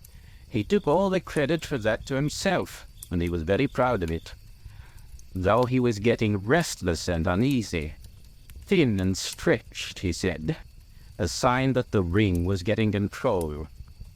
"How long have you known all this?" asked Frodo again. "Known?" said Gandalf. "I've known much that only the wise know, Frodo. But if you mean known about this ring, well, I still do not know, one might say. There is a last test to make, but I no longer doubt my guess." "When did I first begin to guess?" he mused, searching back in his memory. "Let me see. It was in the year that the White Council drove the Dark Power from Mirkwood, just before the Battle of 5 Armies, that Bilbo found his ring. A shadow fell on my heart then, though I didn't know yet what I feared. I wondered often how Gollum came by a great ring, as plainly it was. That at least was clear from the first. Then I heard Bilbo's strange story of how he had won it, and I couldn't believe it. When I at last got the truth out of him, I saw at once that he had been trying to put his claim to the ring beyond a doubt, much like Gollum with his birthday present. The lies were too much alike for my comfort. Clearly the ring had an unwholesome power that set to work on its keeper at once. That was the first real warning I had that all was not well. I told Bilbo often that such rings were better left unused, but he resented it and soon got angry. There was little else that I could do. I could not take it from him without doing greater harm, and I had no right to do so anyway. I could only watch and wait. I might perhaps have consulted Saruman the White, but something always held me back." "Who is he?" asked Frodo. "I've never heard of him before." "Maybe not," answered Gandalf. "Hobbits are or were no concern of his. Yet he is great among the wise. He is the chief of my order and the head of the council. His knowledge is deep, but his pride has grown with it, and he takes ill any meddling. The Lord of the Elven Rings, great and small, is his province. He has long studied it, seeking the lost secrets of their making. But when the rings were debated in the council, all that he would reveal to us of his ring lore told against my fears, so my doubts slept, but uneasily. Still I watched and I waited. And all seemed well with Bilbo. The years passed. Yes, they passed, and they seemed not to touch him. He showed no signs of age. The shadow fell on me again, but I said to myself, after all, he comes of a long-lived family on his mother's side. There is time yet. Wait. And I waited, until that night when he left this house. He said and did things then that filled me with a fear that no words of Saruman could allay. I knew at last that something dark and deadly was at work, and I have spent most of the year since then in finding out the truth of it." "There wasn't any permanent harm done, was there?" asked Frodo anxiously. "He would get all right in time, wouldn't he? Be able to rest in peace, I mean."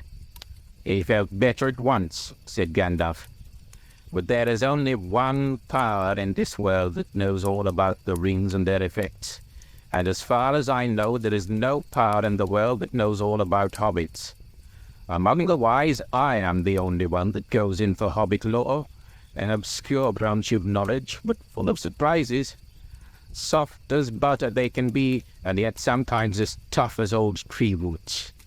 I think it likely that some would resist the rings far longer than most of the wise would believe. I don't think you need worry about Bilbo. Of course, he possessed the ring for many years and used it, so it might take a long while for the influence to wear off, before it was safe for him to see it again, for instance. Otherwise, he might live on for years, quite happily. Just stop as he was when he parted with it. For he gave it up in the end of his own accord, an important point. No, I was not troubled about dear Bilbo any more, once he had let the thing go. It is for you that I feel responsible. Ever since Bilbo left, I have been deeply concerned about you and about all these charming, absurd, helpless hobbits. It would be a grievous blow to the world if the dark power overcame the Shire. If all your kind, jolly, stupid Bolgers, Hornblowers, Boffins, Bracegirdles, and the rest, not to mention the ridiculous Bagginses, became enslaved. Frodo shuddered. "But why should we be?" he asked. "And why should he want such slaves?" "To tell you the truth," replied Gandalf, "I believe that hitherto, mark you, he has entirely overlooked the existence of hobbits. You should be thankful. But your safety is past. He doesn't need you. He has many more useful servants, but he won't forget you again. And hobbits as miserable slaves would please him far more than hobbits happy and free. There is such a thing as malice and revenge." "Revenge?" said Frodo. "Revenge for what? I still don't understand what all this has to do with Bilbo and myself and our ring." "It has everything to do with it," said Gandalf. "You don't know the real peril yet, but you shall.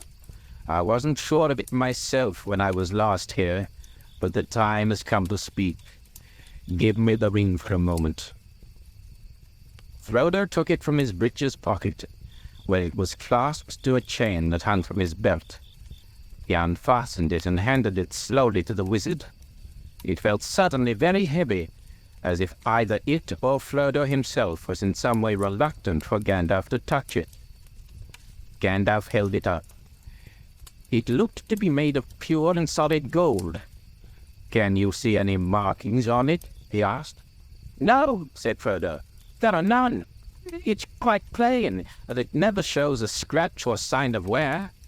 "Well then, look." To Frodo's astonishment and distress, the wizard threw it suddenly into the middle of a glowing corner of the fire. Frodo gave a cry and groped for the tongs, but Gandalf held him back. "Wait," he said in a commanding voice, giving Frodo a quick look from under his bristling brows. No apparent change came over the ring. After a while Gandalf got up, closed the shutters outside the window, and drew the curtains.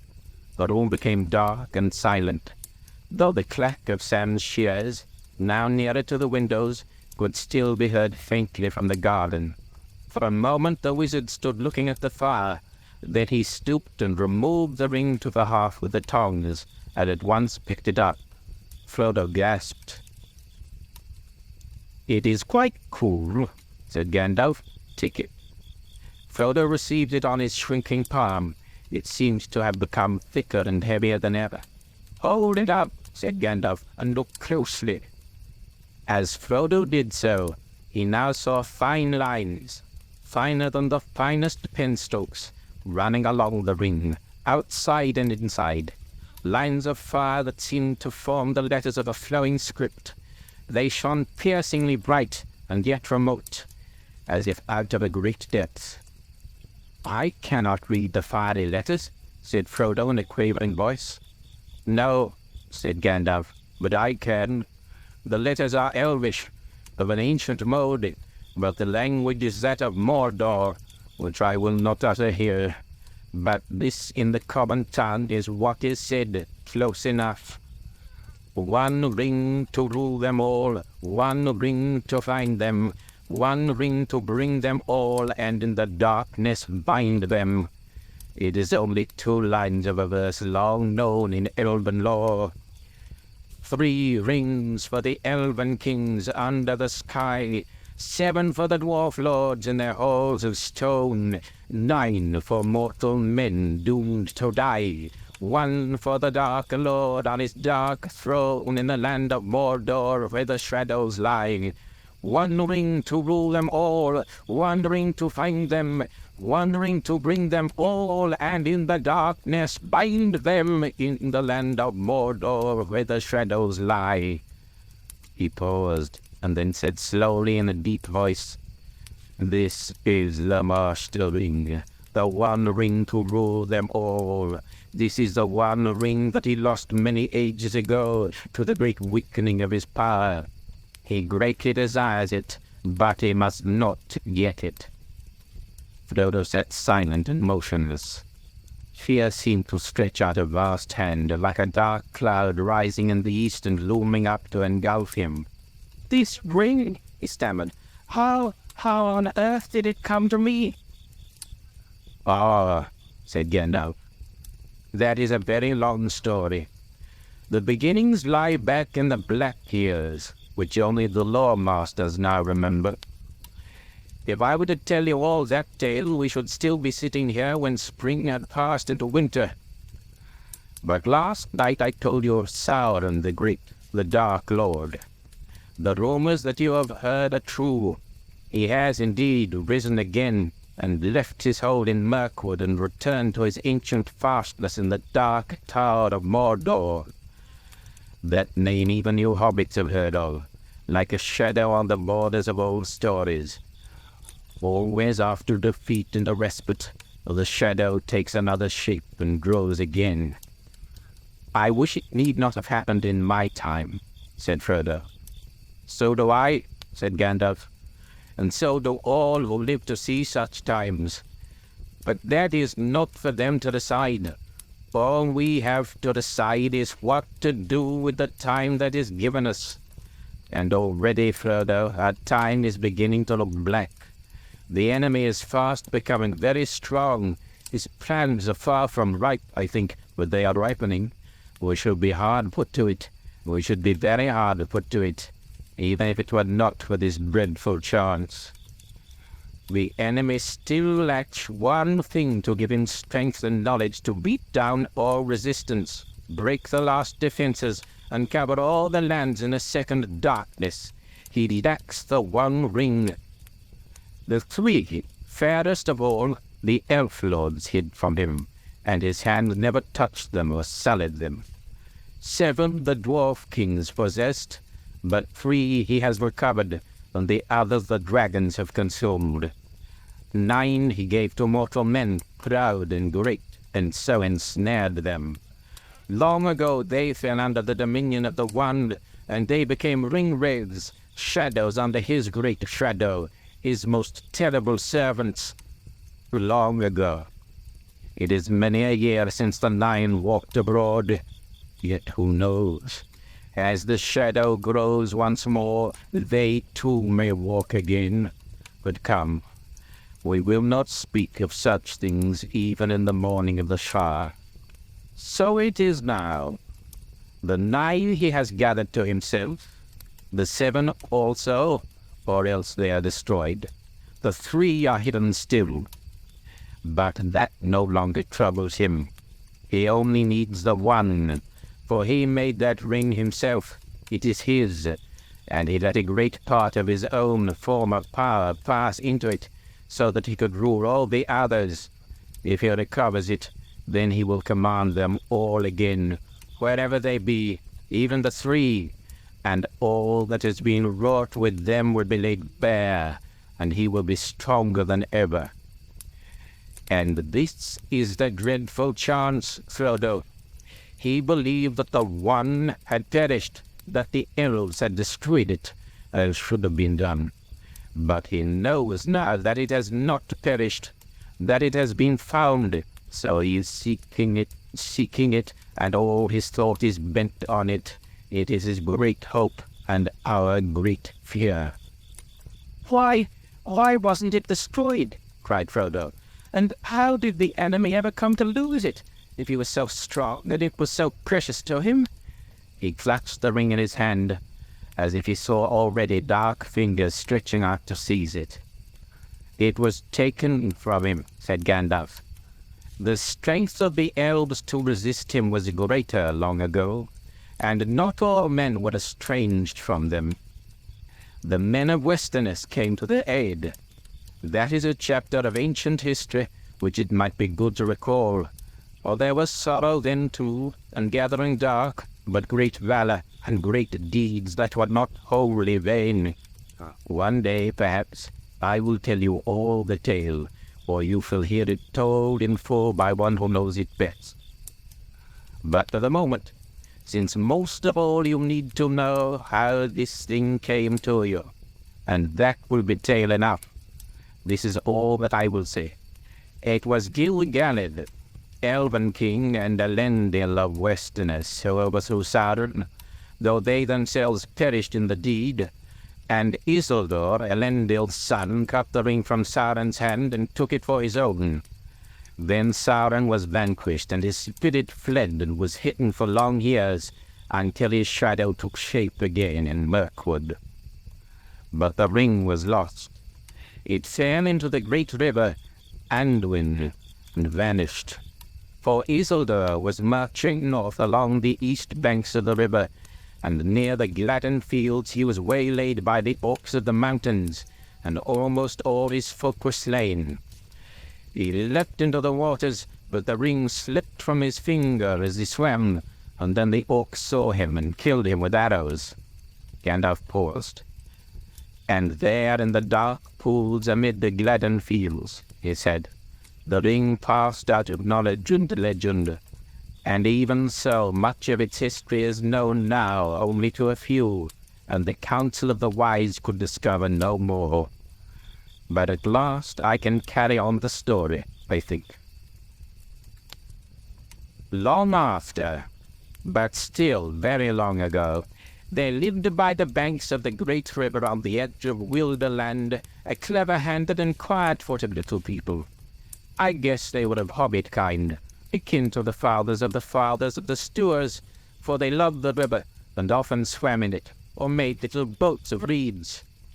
There were among them a family of high repute, for it was large and wealthier than most, and it was ruled by a grandmother of the folk, stern and wise in old lore, such as they had. The most inquisitive and curious-minded of that family was called Smeagol.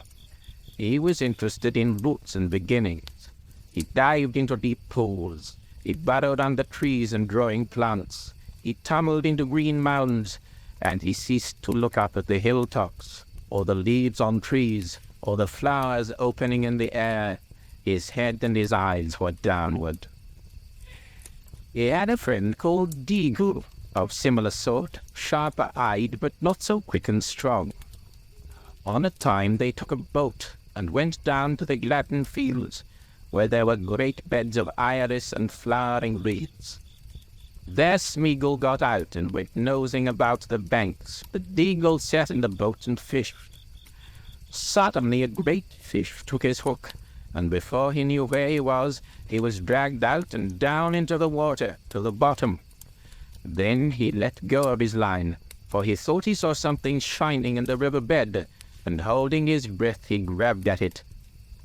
Then up he came spluttering, with weeds in his hair and a handful of mud, and he swam to the bank, and behold, when he washed the mud away, there in his hand lay a beautiful golden ring, and it shone and glittered in the sun, so that his heart was glad. But Smeagol had been watching him from behind a tree, and as Deagle gloated over the ring, Smeagol came up softly behind. "Give us that, Deagle, my love," said Smeagol over his friend's shoulder. "Why?" said Deagle. "Because it's my birthday, my love, and I want it," said Smeagol. "I don't care," said Deagle.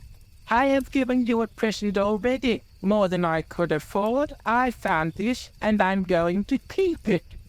"Oh, are you indeed, my love?" said Smeagol, and he caught Deagle by the throat and strangled him, because the gold looked so bright and beautiful.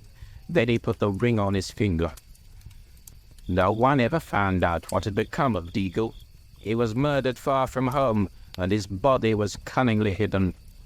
But Smeagol returned alone, and he found that none of his family could see him when he was wearing the ring.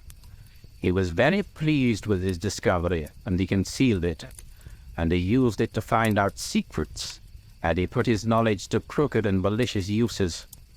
He became sharp-eyed and keen-eared for all that was hurtful. The ring had given him power according to his stature. It is not to be wondered at that he became very unpopular and was shunned when visible by all his relations. They kicked him, and he bit their feet. He took to thieving, and going about muttering to himself and gurgling in his throat. So they called him Gollum, and cursed him, and told him to go far away. And his grandmother, desiring peace, expelled him from the family and turned him out of her hole. He wandered in loneliness, weeping a little for the hardness of the world, and he journeyed up the river till he came to a stream that flowed down from the mountains, and he went that way. He caught fish in deep pools with invisible fingers and ate them raw.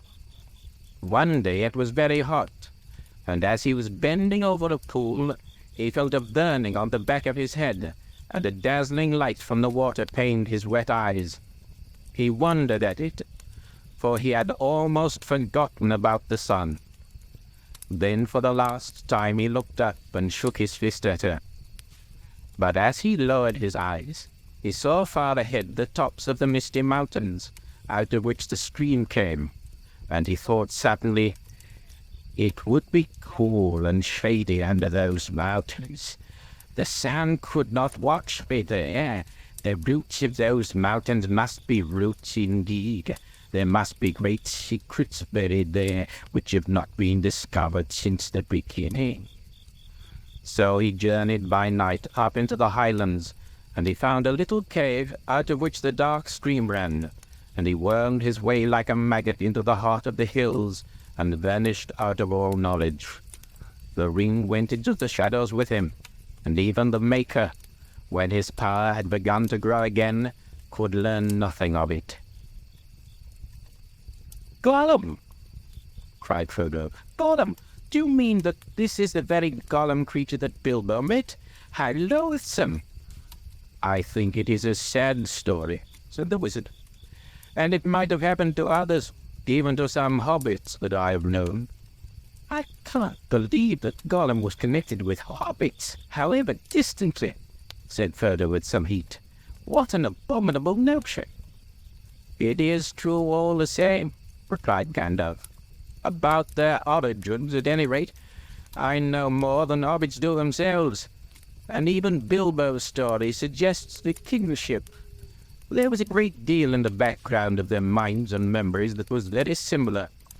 They understood one another remarkably well, very much better than a hobbit would understand, say, a dwarf, or an orc, or even an elf. Think of the riddles they both know, for one thing. Yes, said Frodo, though other folk beside hobbits ask riddles, and of much the same sort. And hobbits don't cheat. Gollum meant to cheat all the time. He was just trying to put poor Bilbo off his guard, and I dare say it amused his wickedness to start a game which might end in providing him with an easy victim, but if he lost, would not hurt him. Only too true, I fear, said Gandalf. But there was something else in it, I think, which you don't see yet. Even Gollum was not wholly ruined. He had proved tougher than even one of the wise would have guessed, as a hobbit might. There was a little corner of his mind that was still his own, and light came through it, as through a chink in the dark, light out of the past.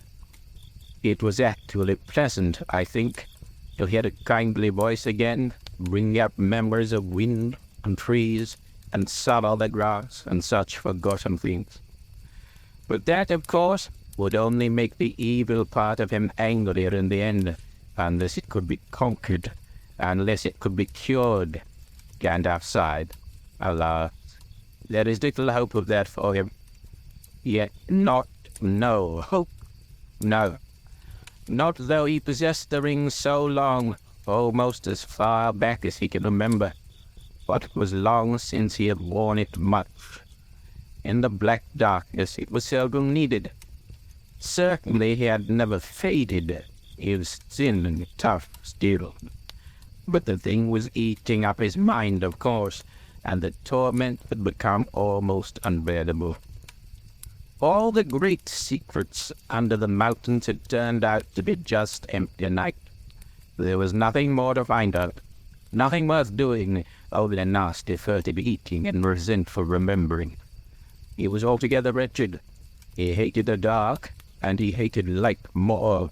He hated everything, and the ring most of all.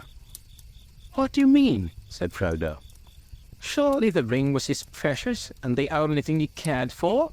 But if he hated it, why didn't he get rid of it, or go away and leave it?" "You ought to begin to understand, Frodo, after all you have heard," said Gandalf. "He hated it and loved it, as he hated and loved himself. He couldn't get rid of it. He had no will left in the matter. A ring of power looks after itself, Frodo. It may slip off treacherously, but its keeper never abandons it. At most it plays with the idea of handing it on to someone else's care, and that only at an early stage, when it first begins to grip.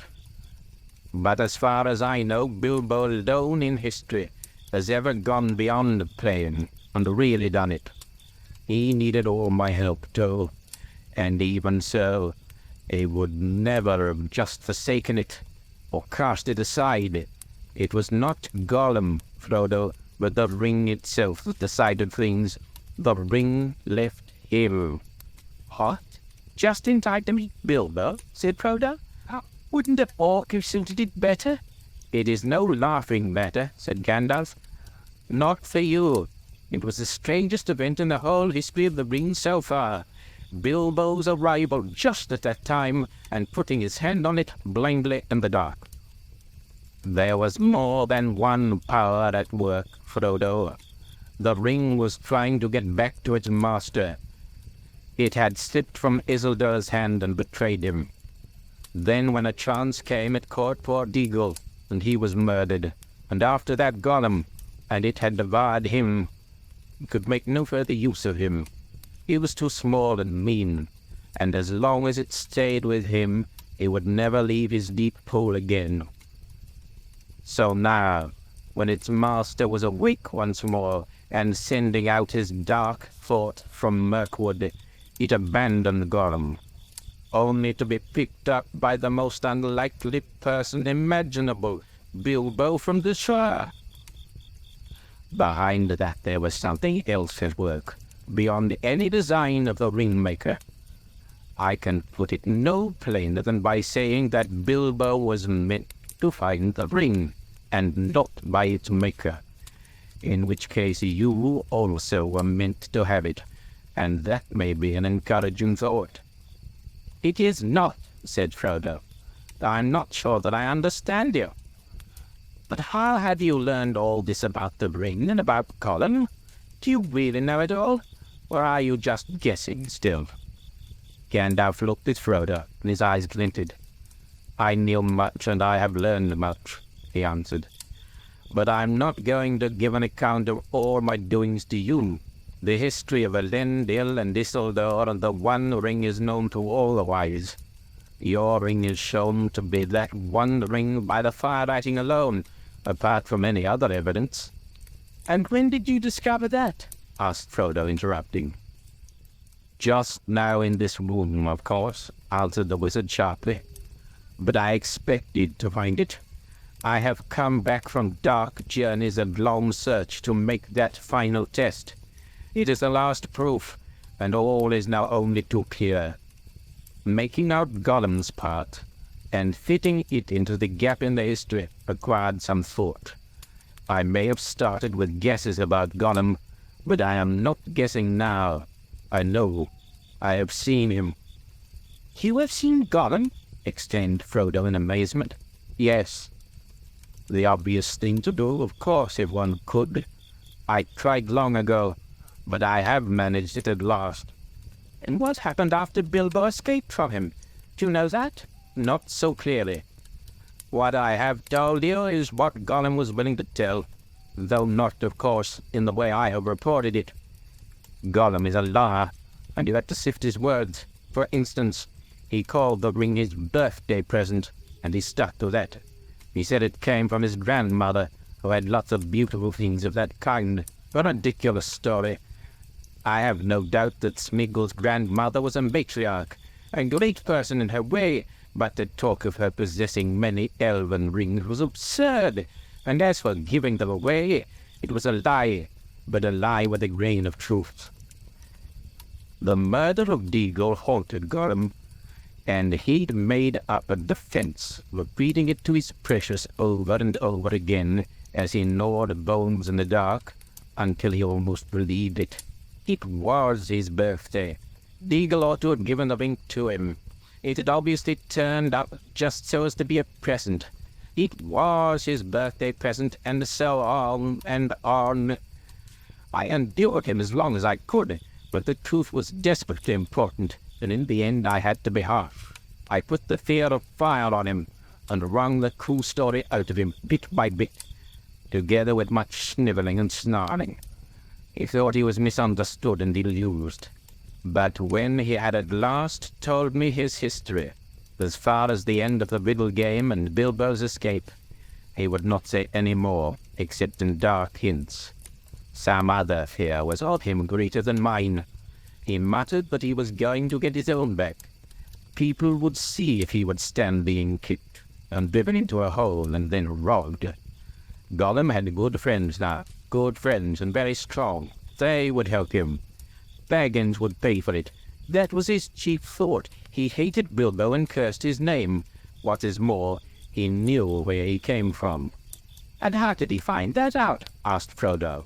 Well, as for the name, Bilbo very foolishly told Gollum himself, and after that it would not be difficult to discover his country, once Gollum came out. Oh yes, he came out. His longing for the ring proved stronger than his fear of the orcs, or even of the light. After a year or two he left the mountains. You see, though still bound by desire of it, the ring was no longer devouring him. He began to revive a little. He felt old, terribly old, yet less timid, and he was mortally hungry. Light of sun and moon, he still feared and hated. And he always will, I think, but he was cunning. He found he could hide from daylight and moonshine, and make his way swiftly and softly by dead of night with his pale cold eyes, and catch small frightened or unwary things.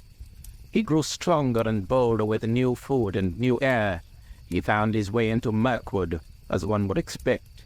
Is that where you found him? Asked Frodo. I saw him there, answered Gandalf. But before that he had wandered far, following Bilbo's trail. It was difficult to learn anything from him for certain, for his talk was constantly interrupted by curses and threats. What had it got in its pockets, he said. It wouldn't say, no, precious little cheat. Not a fair question. It cheated first, it did. It broke the rules. We ought to have squeezed it. Yes, precious, and we will, precious. That is a sample of his talk. I don't suppose you want any more. I had weary days of it. But from hints dropped among the snarls, I gathered that his padding feet had taken him at last to Esgaroth, and even to the streets of Dale, listening secretly and peering. Well, the news of the great events went far and wide in Wilderland, and many had heard Bilbo's name and knew where he came from. We made no secret of our return journey to his home in the west. Gollum's sharp ears would soon learn what he wanted. Then why didn't he track Bilbo further? Asked Frodo. Why didn't he come to the Shire? Ah, said Gandalf, now we come to it. I think Gollum tried to. He set out and came back westward as far as the great river, but then he turned aside. He was not daunted by the distance, I'm sure. No, something else drew him away, so my friends think. those that hunted him for me. The wood elves tracked him first, an easy task for them, for his trail was fresh then. Through Mirkwood and back again it led them, though they never caught him. The wood was full of the rumour of him, dreadful tales even among beasts and birds.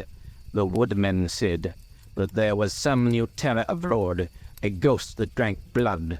It climbed trees to find nests. It crept into holes to find the young. It slipped through windows to find cradles. But at the western edge of Mirkwood the trail turned away. It wandered off southwards, and passed out of the wood elves' ken, and was lost. And then I made a great mistake. Yes, Frodo, and not the first, though I fear it may prove the worst. I let the matter be. I let him go, for I had much else to think of at the time, and I still trusted the Lord of Saruman. Well, that was years ago. I've paid for it since with many dark and dangerous days. The trail was long cold when I took it up again, after Bilbo left here, and my search would have been in vain but for the help that I had from a friend. Aragorn, the greatest traveller and huntsman of this age of the world. Together we sought for Gollum down the whole length of Wilderland, without hope and without success. But at last, when I had given up the chase and turned to other parts, Gollum was found. My friend returned out of great perils, bringing the miserable creature with him. What he had been doing he would not say. He only wept and called us cruel, with many a Gollum in his throat. And when we pressed him he whined and cringed, and rubbed his long hands, licking his fingers as if they pained him, as if he remembered some old torture. But I am afraid there is no possible doubt. He had made his slow, sneaking way, step by step, mile by mile, south, down at last to the land of Mordor. A heavy silence fell in the room. Frodo could hear his heart beating. Even outside everything seemed still. No sound of sand shears could now be heard. Yes, to Mordor, said Gandalf. Alas, Mordor draws all wicked things, and the dark power is bending all its will to gather them there.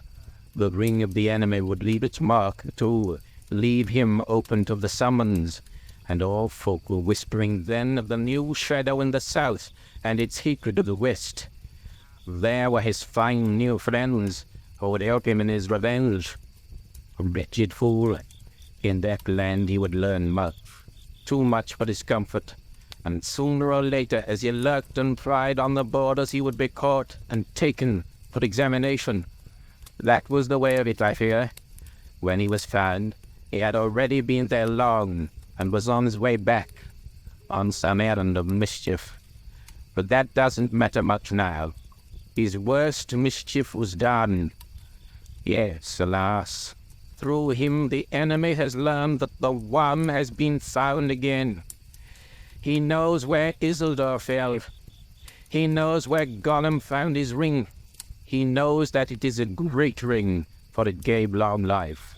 He knows that it is not one of the three, for they have never been lost, and they endure no evil. He knows that it is not one of the 7 or the 9, for they are accounted for. He knows that it is the One, and he has at last heard, I think, of hobbits and the Shire. The Shire, he may be seeking for it now, if he has not already found out where it lies. Indeed, Frodo, I fear that he may even think that the long unnoticed name of Baggins has become important. But this is terrible, cried Frodo. Far worse than the worst that I imagined from your hints and warnings. Oh, Gandalf, best of friends, what am I to do? For now I'm really afraid. What am I to do?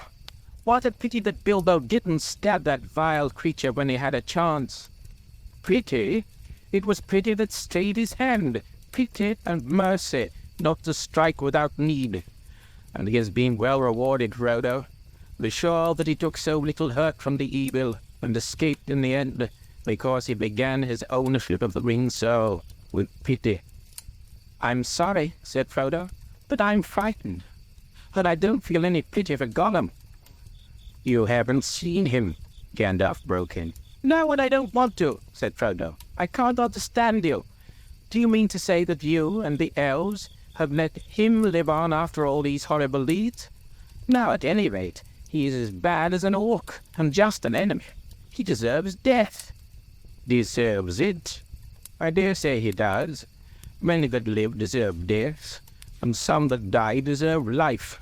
Can you give it to them? Then do not be too eager to deal out death and judgment, for even the very wise cannot see all ends.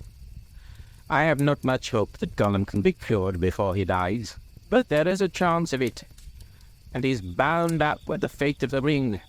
My heart tells me that he has some part to play yet, for good or ill, before the end, and when that comes, the pity of Bilbo may rule the fate of many, yours not least.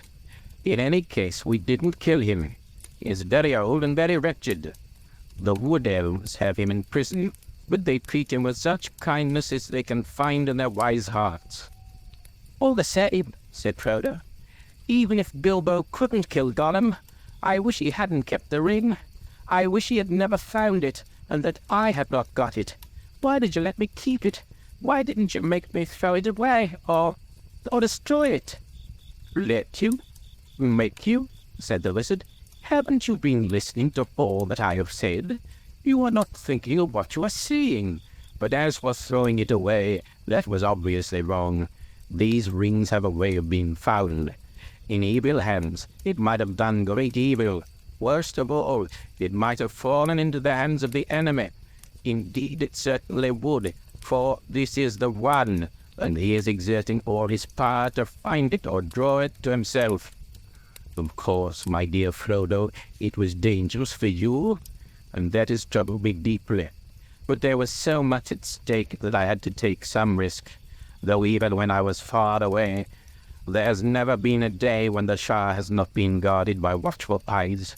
As long as you never used it, I did not think that the ring would have any lasting effect on you. Not for evil, not at any rate for a very long time. And you must remember that 9 years ago, when I last saw you, I still knew little for certain." "But why not destroy it? As you say, should have been done long ago," cried Frodo again. "If you had warned me, or even sent me a message, I would have done away with it." "Would you? How would you do that? Have you ever tried?" "No, but I suppose one could hammer it or melt it." "Try," said Gandalf. "Try now." Frodo drew the ring out of his pocket again and looked at it. It appeared plain and smooth, without mark or device that he could see. The gold looked very fair and pure, and Frodo thought how rich and beautiful was its colour, how perfect was its roundness. It was an admirable thing and altogether precious. When he took it out, he had intended to fling it from him into the very hottest part of the fire, but he found now that he could not do so, not without a great struggle. He weighed the ring in his hand, hesitating, and forcing himself to remember all that Gandalf had told him. And then, with an effort of will, he made a movement, as if to cast it away, but he found that he had put it back in his pocket. Gandalf laughed grimly. "You see? Already you too, Frodo, cannot easily let it go, nor will to damage it. And I could not make you, except by force, which would break your mind. But as for breaking the ring, force is useless. Even if you took it and struck it with a heavy sledgehammer, it would make no dint in it. It cannot be unmade by your hands or by mine. Your small fire, of course, would not melt even ordinary gold. This ring has already passed through it unscathed, and even unheated. But there is no smith's forge in this Shire that could change it at all. Not even the anvils and furnaces of the dwarves could do that. It has been said that the dragon fire could melt and consume the rings of fire, but there is not now any dragon left on earth in which the old fire is hot enough. Nor was there ever any dragon, not even Ancalagon the Black, who could have harmed the One Ring, the Rolling Ring, for that was made by Sauron himself. There is only one way to find the cracks of doom in the depths of old ruin, the fire mountain, and cast the ring in there, if you really wish to destroy it, to put it beyond the grasp of the enemy forever." "I do really wish to destroy it," cried Frodo. "Or, well, to have it destroyed. I'm not made for perilous quests. I wish I'd never seen the ring. Why did it come to me? Why was I chosen?" "Such questions cannot be answered," said Gandalf. "You may be sure that it was not for any merit that others do not possess, not for power or wisdom at any rate. But you have been chosen, and you must therefore use such strength and heart and wits as you have." "But I've so little of any of these things. You are wise and powerful.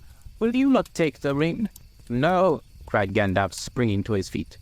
"With that power I should have power too great and terrible, and over me the ring would gain a power still greater and more deadly." His eyes flashed, and his face was lit as by a fire within. "Do not tempt me, for I do not wish to become like the Dark Lord himself. Yet the way of the ring to my heart is by pity, pity for weakness and the desire of strength to do good. Do not tempt me. I dare not take it, not even to keep it safe, unused. The wish to wield it would be too great for my strength. I shall have such need of it. Great perils lie before me." He went to the window and drew aside the curtains and the shutters. Sunlight streamed back again into the room. Sam passed along the path outside, whistling. "And now," said the wizard, turning back to Frodo, "the decision lies with you, but I will always help you." He laid his hand on Frodo's shoulder. "I will help you bear this burden as long as it is yours to bear. But we must do something soon. The enemy is moving." There was a long silence. Gandalf sat down again and puffed at his pipe, as if lost in thought. His eyes seemed closed, but under the lids he was watching Frodo intently. Frodo gazed fixedly at the red embers on the hearth until they filled all his vision, and he seemed to be looking down into profound wells of fire. He was thinking of the fabled cracks of doom and the terror of the fiery mountain. "Well," said Gandalf at last, "what are you thinking about? Have you decided what to do?" "No," answered Frodo, coming back to himself out of darkness, and finding to his surprise that it was not dark, and that out of the window he could see the sunlit garden. "Or perhaps, yes. As far as I understand what you have said, I suppose I must keep the ring and guard it, at least for the present, whatever it may do to me." "Whatever it may do, it will be slow to evil, if you keep it with that purpose," said Gandalf. "I hope so," said Frodo. "But I hope that you may find some other better keeper soon. But in the meanwhile it seems that I am a danger to all that live near me. I cannot keep the ring and stay here. I ought to leave Bag End, leave the Shire, leave everything and go away. Beside, I should like to save the Shire, if I could, though there have been times when I thought the inhabitants too stupid and dull for words, and have felt that an earthquake or an invasion of dragons might be good for them. But I don't feel like that now. I feel that as long as the Shire lies behind, safe and comfortable, I shall find wandering more bearable. I shall know that somewhere there is a firm foothold, even if my feet cannot stand there again. Of course, I had sometimes thought of going away, but I imagined that as a kind of holiday, a series of adventures like Bilbo's or better, ending in peace.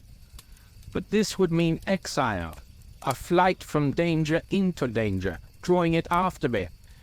And I suppose I must go alone, if I'm to do that and save the Shire. But I feel very small, and very uprooted, and, well, desperate. The enemy is so strong and terrible." He did not tell Gandalf, but as he was speaking, a great desire to follow Bilbo flamed up in his heart. To follow Bilbo, and even perhaps to find him again. It was so strong that it overcame his fear. He could almost have run out there and then down the road without his hat, as Bilbo had done on a similar morning long ago.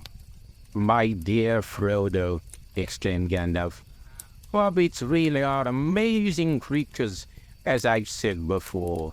You can learn all that there is to know about their ways in a month, and yet after 100 years they can still surprise you at a pinch. I hardly expected to get such an answer, not even from you, but Bilbo made no mistake in choosing his heir, though he little thought how important it would prove. I'm afraid you are right. The ring will not be able to stay hidden in the Shire much longer, and for your own sake, as well as for others, you will have to go and leave the name of Baggins behind you. That name will not be safe to have, outside the Shire or in the wild. I will give you a travelling name now. When you go as Mr. Underhill. But I don't think you need go alone. Not if you know of anyone you can trust, and who would be willing to go by your side, and that you would be willing to take into unknown perils. But if you look for a companion, be careful in choosing, and be careful of what you say, even to your closest friends. The enemy has many spies and many ways of hearing. Suddenly he stopped, as if listening. Frodo became aware that all was very quiet inside and outside. Gandalf crept to one side of the window. Then with a dart he sprang to the sill and thrust a long arm out and downwards. There was a squawk, and up came Sam Gamgee's curly head, pulled by one ear. Well, bless my beard," said Gandalf. "Sam Gamgee, is it? Now what may you be doing?" "Lord bless you, Mr. Gandalf, sir," said Sam. "Nothing. Leastways, I was just trimming the grass border under the window, if you follow me." He picked up his shears and exhibited them as evidence. "I don't," said Gandalf grimly. "It is some time since I last heard the sound of your shears. How long have you been eavesdropping?" "Eavesdropping, sir? I don't follow you, begging your pardon. There ain't no eaves at Bag End, and that's a fact." "Don't be a fool. What have you heard, and why did you listen?" Gandalf's eyes flashed, and his brows stuck out like bristles. "Mr. Frodo, sir," cried Sam, quaking. "Don't let him hurt me, sir. Don't let him turn me into anything unnatural. My old dad would take on so. I meant no harm, on my honour, sir." "He won't hurt you," said Frodo, hardly able to keep from laughing, although he was himself startled and rather puzzled. "He knows as well as I do that you mean no harm. But just you up and answer his questions straight away." "Well, sir," said Sam, dithering a little, "I heard a deal that I didn't rightly understand about an enemy, and rings, and Mr. Bilbo, sir, and dragons, and a fiery mountain, and elves, sir. I listened because I couldn't help myself, if you know what I mean. Lord bless me, sir, but I do love tales of that sort. And I believe them too, whatever Ted may say. Elves, sir, I would dearly love to see them. And couldn't you take me to see elves, sir, when you go?" Suddenly Gandalf laughed. "Come inside," he shouted, and putting out both his arms, he lifted the astonished Sam, shears, grass clippings and all, right through the window and stood him on the floor. "Take you to see elves, eh?" he said, eyeing Sam closely, but with a smile flickering on his face. "So you heard that Mr. Frodo is going away?" "I did, sir, and that's why I choked, which you heard, seemingly. I tried not to, sir, but it burst out of me. I was so upset." "It can't be helped, Sam," said Frodo sadly. He had suddenly realized that flying from the Shire would mean more painful partings than merely saying farewell to the familiar comforts of Bag End. "I shall have to go, but—" And here he looked hard at Sam. "If you really care about me, you will keep that dead secret, see? If you don't, if you even breathe a word of what you've heard here, then I hope Gandalf will turn you into a spotted toad and fill the garden full of grass snakes." Sam fell on his knees, trembling. "Get up, Sam," said Gandalf. "I have thought of something better than that, something to shut your mouth and punish you properly for listening. You shall go away with Mr. Frodo." "Me, sir?" cried Sam, springing up like a dog invited for a walk. "Me go and see elves and all? Right," he shouted, and then burst into tears.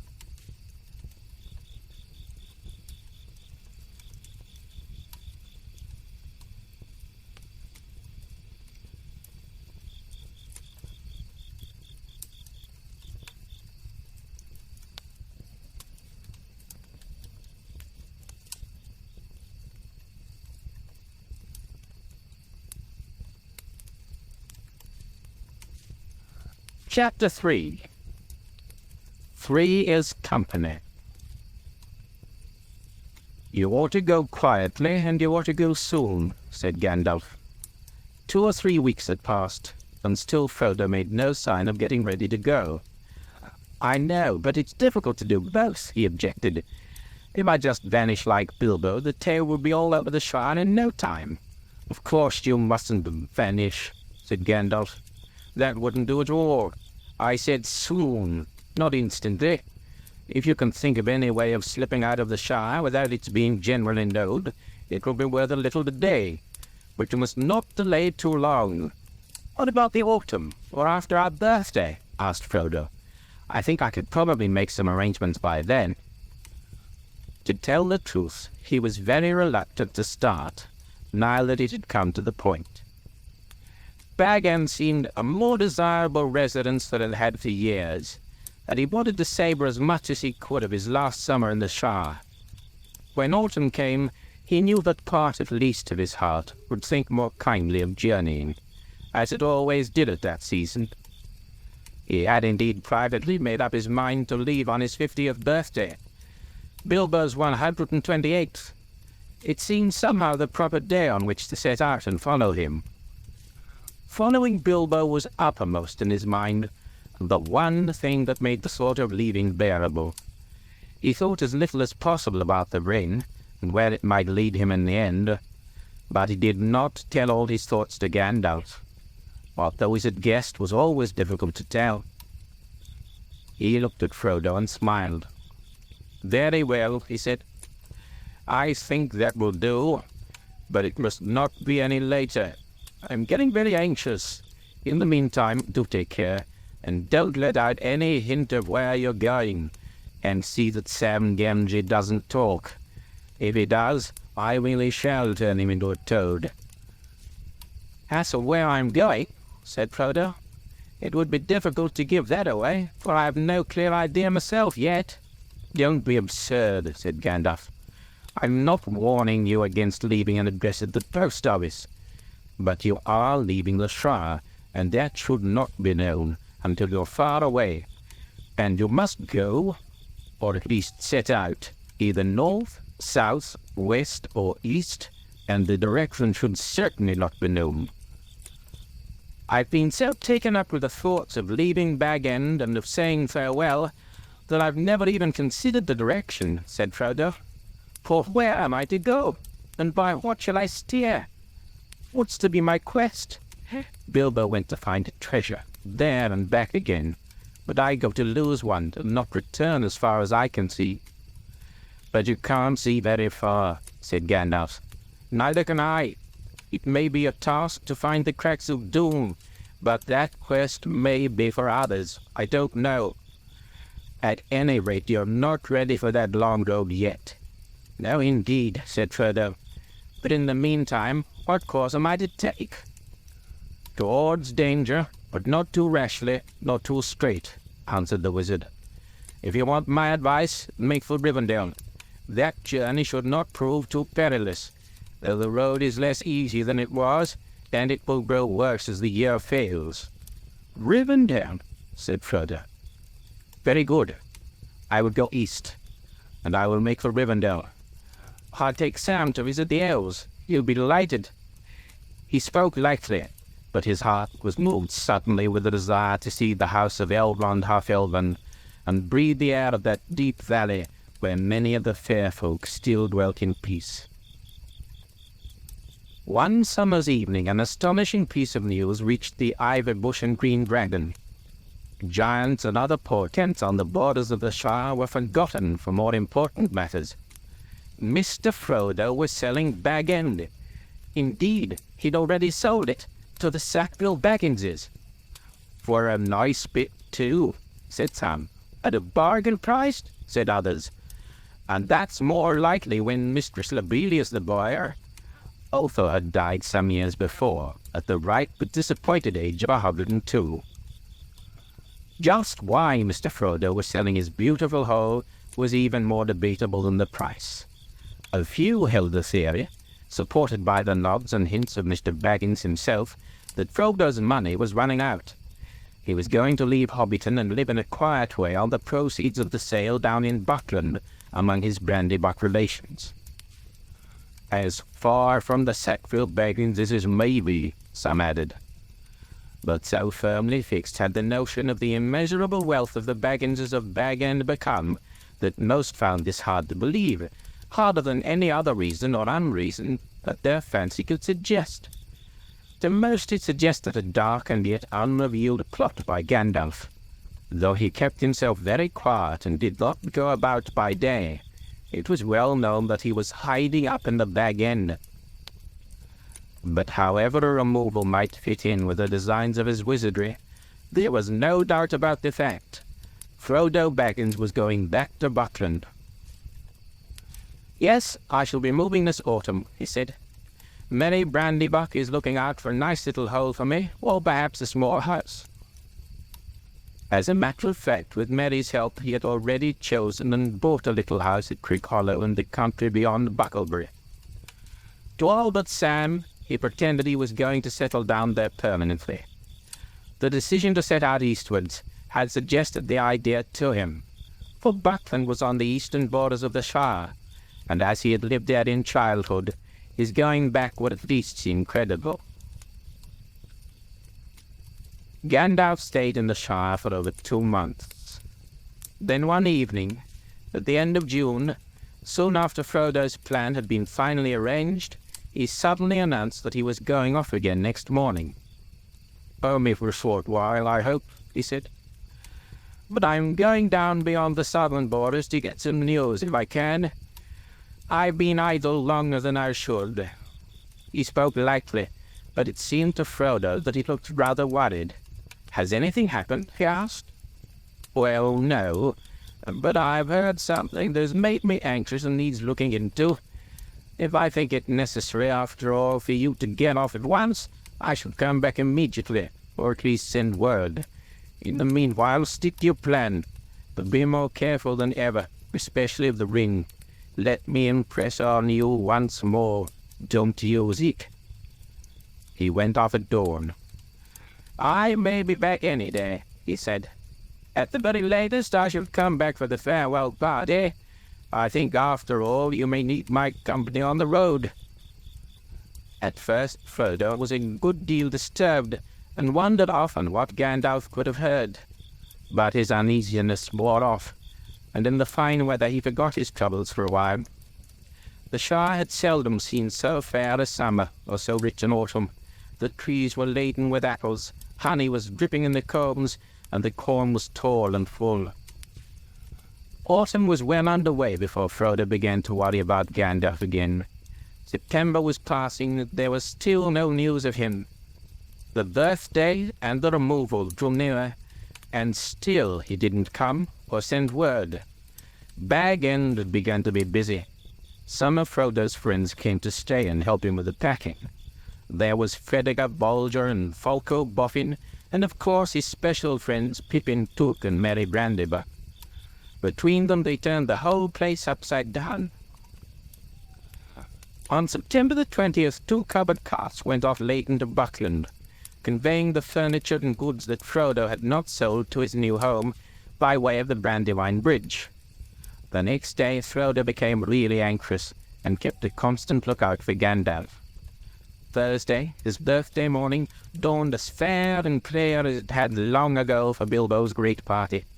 Still Gandalf did not appear. In the evening Frodo gave his farewell feast. It was quite small, just a dinner for himself and his 4 helpers. But he was troubled and felt in no mood for it. The thought that he would so soon have to part with his young friends weighed on his heart. He wondered how he would break it to them. The 4 younger hobbits were, however, in high spirits, and the party soon became very cheerful in spite of Gandalf's absence. The dining room was bare except for a table and chairs, but the food was good, and there was good wine. Frodo's wine had not been included in the sale to the Sackville Bagginses. "Whatever happens to the rest of my stuff, when the SBs get their claws on it, at any rate, I've found a good home for this," said Frodo as he drained his glass. It was the last drop of Old Wynyard's. When they'd sung many songs and talked of many things they'd done together, they toasted Bilbo's birthday, and they drank his health and Frodo's together, according to Frodo's custom. Then they went out for a sniff of air and glimpse of the stars, and then they went to bed. Frodo's party was over, and Gandalf had not come. The next morning they were busy packing another cart with the remainder of the luggage. Merry took charge of this, and drove off with Fatty, that is Freddy Gaboldia. "Someone must get there and warm the house before you arrive," said Merry. "Well, see you later. The day after tomorrow, if you don't go to sleep on the way." Folko went home after lunch, but Pippin remained behind. Frodo was restless and anxious, listening in vain for a sound of Gandalf. He decided to wait until nightfall. After that, if Gandalf wanted him urgently, he would go to Crickhollow, and might even get there first, for Frodo was going on foot. His plan, for pleasure and a last look at the Shire as much as for any other reason, was to walk from Hobbiton to Bucklebury Ferry, taking it fairly easy. "I shall get myself a bit into training, too," he said, looking at himself in the dusty mirror in the half-empty hall. He hadn't done any strenuous walking for a long time, and the reflection looked rather flabby, he thought. After lunch, the Sackville Bagginses, Lobelia and her sandy-haired son, Lothar, turned up, much to Frodo's annoyance. "Ours at last," said Lobelia. She stepped inside. It was not polite, nor strictly true, for the sale of Bag End did not take effect until midnight, but Lobelia can perhaps be forgiven. She had been obliged to wait about 77 years longer for Bag End than she once hoped, and she was now 100 years old. Anyway, she'd come to see that nothing she paid for had been carried off, and she wanted the keys. It took a long while to satisfy her, as she'd brought a complete inventory with her and went right through it. In the end, she departed with Lothar and the spare key, and the promise that the other key would be left at the Gamgees in Bagshot Row. She snorted, and showed plainly that she thought the Gamgees capable of plundering the whole during the night. Frodo did not offer her any tea. He took his own tea with Pippin and Sam Gamgee in the kitchen. It had been officially announced that Sam was coming to Buckland to do for Mr. Frodo and look after his bit of garden, an arrangement that was approved by the gaffer, though it did not console him for the prospect of having Lobelia as a neighbour. "Our last meal at Bag End," said Frodo, pushing back his chair. They left the washing out for Lobelia. Pippin and Sam strapped up their 3 packs and piled them in the porch. Pippin went out for a last stroll in the garden. Sam disappeared. The sun went down. Bag End seemed sad and gloomy and dishevelled. Frodo wandered round the familiar rooms and saw the light of the sunset fade on the walls and shadows creep out of the corners. It grew slowly dark indoors. He went out and walked down to the gate at the bottom of the path, and then on a short way down the hill road. He half expected to see Gandalf come striding up through the dusk. The sky was clear and the stars were growing bright. "It's going to be a fine night," he said aloud. "That's good for a beginning. I feel like walking. I can't bear any more hanging about. I'm going to start, and Gandalf must follow me." He turned to go back, and then stopped, for he heard voices just round the corner by the end of Bagshot Row. One voice was certainly the old gaffer's. The other was strange, and somehow unpleasant. He couldn't make out what it said, but he heard the gaffer's answers, which were rather shrill. The old man seemed put out. "Now, Mr. Baggins has gone away. I went this morning, and my Sam went with him. Anyway, all his stuff went. Yes, sold out and gone, I tell ye. Why? Why, it's none of my business or yours. Where to? That ain't no secret. He's moved to Bucklebury or some such place, away down yonder. Yes, it is a tidy way. I have never been so far myself. They're queer folks in Buckland. No, I can't give no message. Good night to you." Footsteps went away down the hill. Frodo wondered vaguely why the fact that they did not come on up the hill seemed a great relief. "I'm sick of questions and curiosity about my doings, I suppose," he thought. "What an inquisitive lot they all are." He'd half a mind to go and ask the gaffer who the inquirer was, but he thought better or worse of it, and turned and walked quickly back to Bag End. Pippin was sitting on his pack in the porch. Sam was not there. Frodo stepped inside the dark door. "Sam," he called. "Sam!" "Time." "Coming, sir," came the answer from far within, followed soon by Sam himself, wiping his mouth. He'd been saying farewell to the beer barrel in the cellar. "All aboard, Sam?" said Frodo. "Yes, sir. I'll last for a bit now, sir." Frodo shut and locked the round door and gave the key to Sam. "Run down with this to your home, Sam," he said. "Then cut along the road and meet us as quick as you can at the gate in the lane beyond the meadows. We are not going through the village tonight. Too many ears pricking and eyes prying." Sam ran off at full speed. "Well, now we're off at last," said Frodo. They shouldered their packs and took up their sticks and walked round the corner to the west side of Bag End.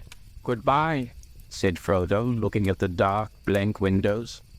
He waved his hand and then turned and, following Bilbo, if he had known it, hurried after Peregrine down the garden path. They jumped over the low place in the hedge at the bottom and took to the fields, passing into the darkness like a rustle in the grasses. At the bottom of the hill on its western side they came to the gate opening onto a narrow lane. There they halted and adjusted the straps of their packs.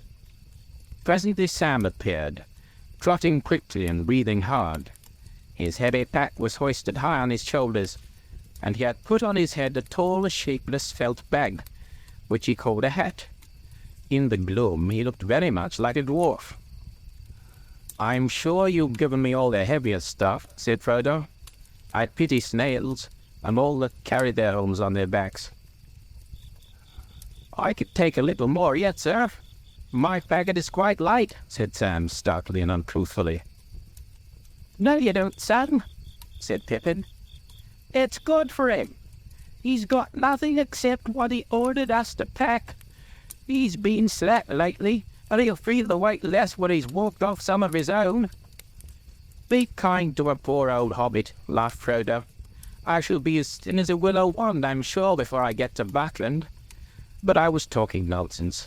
I suspect you've taken more than your fair share, Sam, and I shall look into it at our next packing." He picked up his stick again. "Well, we all like walking in the dark," he said. "So let's put some miles behind us before bed."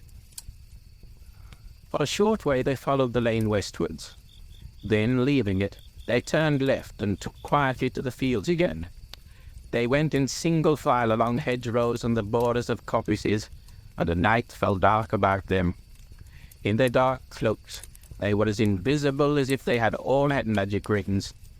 Since they were all hobbits, and were trying to be silent, they made no noise that even hobbits would hear.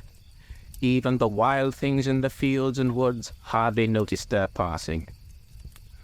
After some time they crossed the water west of Hobbiton by a narrow plank bridge. The stream was there no more than a winding black ribbon, bordered with leaning alder trees. A mile or two further south they hastily crossed the great road from the Brandywine Bridge. They were now in the Tookland, and bending southeastwards they made for the green hill country. As they began to climb its first slopes, they looked back and saw the lamps in Hobbiton far off, twinkling in the gentle valley of the water. Soon it disappeared in the folds of the darkened land, and was followed by Bywater beside its grey pool. When the light of the last farm was far behind, peeping among the trees, Frodo turned and waved a hand in farewell. "I wonder if I shall ever look down into that valley again," he said quietly. When they'd walked for about 3 hours, they rested. The night was clear, cool and starry, but smoke-like wisps of mist were creeping up the hillsides from the streams and deep meadows. Thin-clad birches, swaying in a light wind above their heads, made a black net against the pale sky. They ate a very frugal supper, for hobbits, and then went on again. Soon they struck a narrow road that went rolling up and down, fading grey into the darkness ahead, the road to Woodall and Stock, and the Bucklebury ferry. It climbed away from the main road in the water valley, and wound over the skirts of the green hills towards Woody End, a wild corner of the East Farthing. After a while they plunged into a deeply cloven trek between tall trees that rustled their dry leaves in the night. It was very dark. At first they talked, or hummed a tune softly together, being now far away from inquisitive ears. Then they marched on in silence, and Pippin began to lag behind. At last, as they began to climb a steep slope, he stopped and yawned. "I am so sleepy," he said, "that soon I shall fall down on the road. Do you go to sleep on your legs? It's nearly midnight." "I thought you liked walking in the dark," said Frodo. "But there's no great hurry. Many expect us sometime the day after tomorrow, but that leaves us nearly 2 days more. We'll halt at the first likely spot." "The wind's in the west," said Sam. "If we get to the other side of this hill, we shall find a spot that's sheltered and snug enough, sir. There's a dry fir wood just ahead, if I remember rightly." Sam knew the land well within 20 miles of Hobbiton, but that was the limit of his geography. Just over the top of the hill they came on the patch of fir wood. Leaving the road, they went into the deep resin-scented darkness of the trees and gathered dead sticks and cones to make a fire. Soon they had a merry crackle of flame at the foot of a large fir tree, and they sat round it for a while, until they began to nod.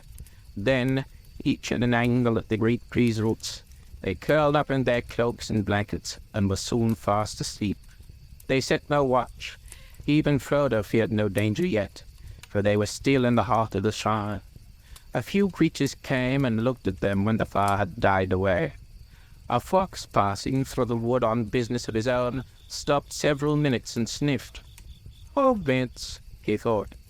"Well, what next? I've heard of strange doings in this land, but I've seldom heard of a hobbit sleeping out of doors under a tree. 3 of them. There's something mighty queer behind this." He was quite right, but he never found out any more about it. The morning came, pale and clammy. Frodo woke up first, and found that a tree root had made a hole in his back, and that his neck was stiff. "Walking for pleasure? Why didn't I drive?" he thought, as he usually did at the beginning of an expedition. "And all my beautiful feather beds are sold to the Sackville Bagginses.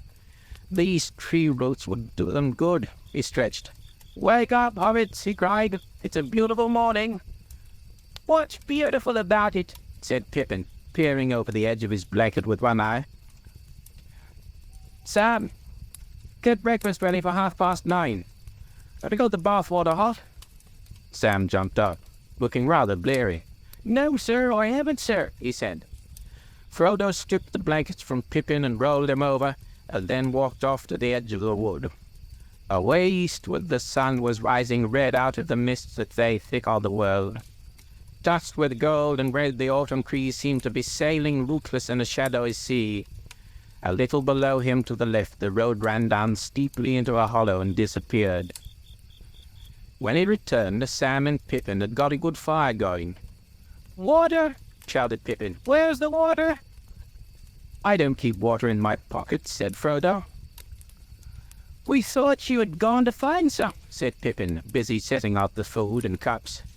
"You'd better go now." "You can come too," said Frodo, "and bring all the water bottles." There was a stream at the foot of the hill. They filled their bottles on the small camping kettle at a little fall where the water fell a few feet over an outcrop of grey stone.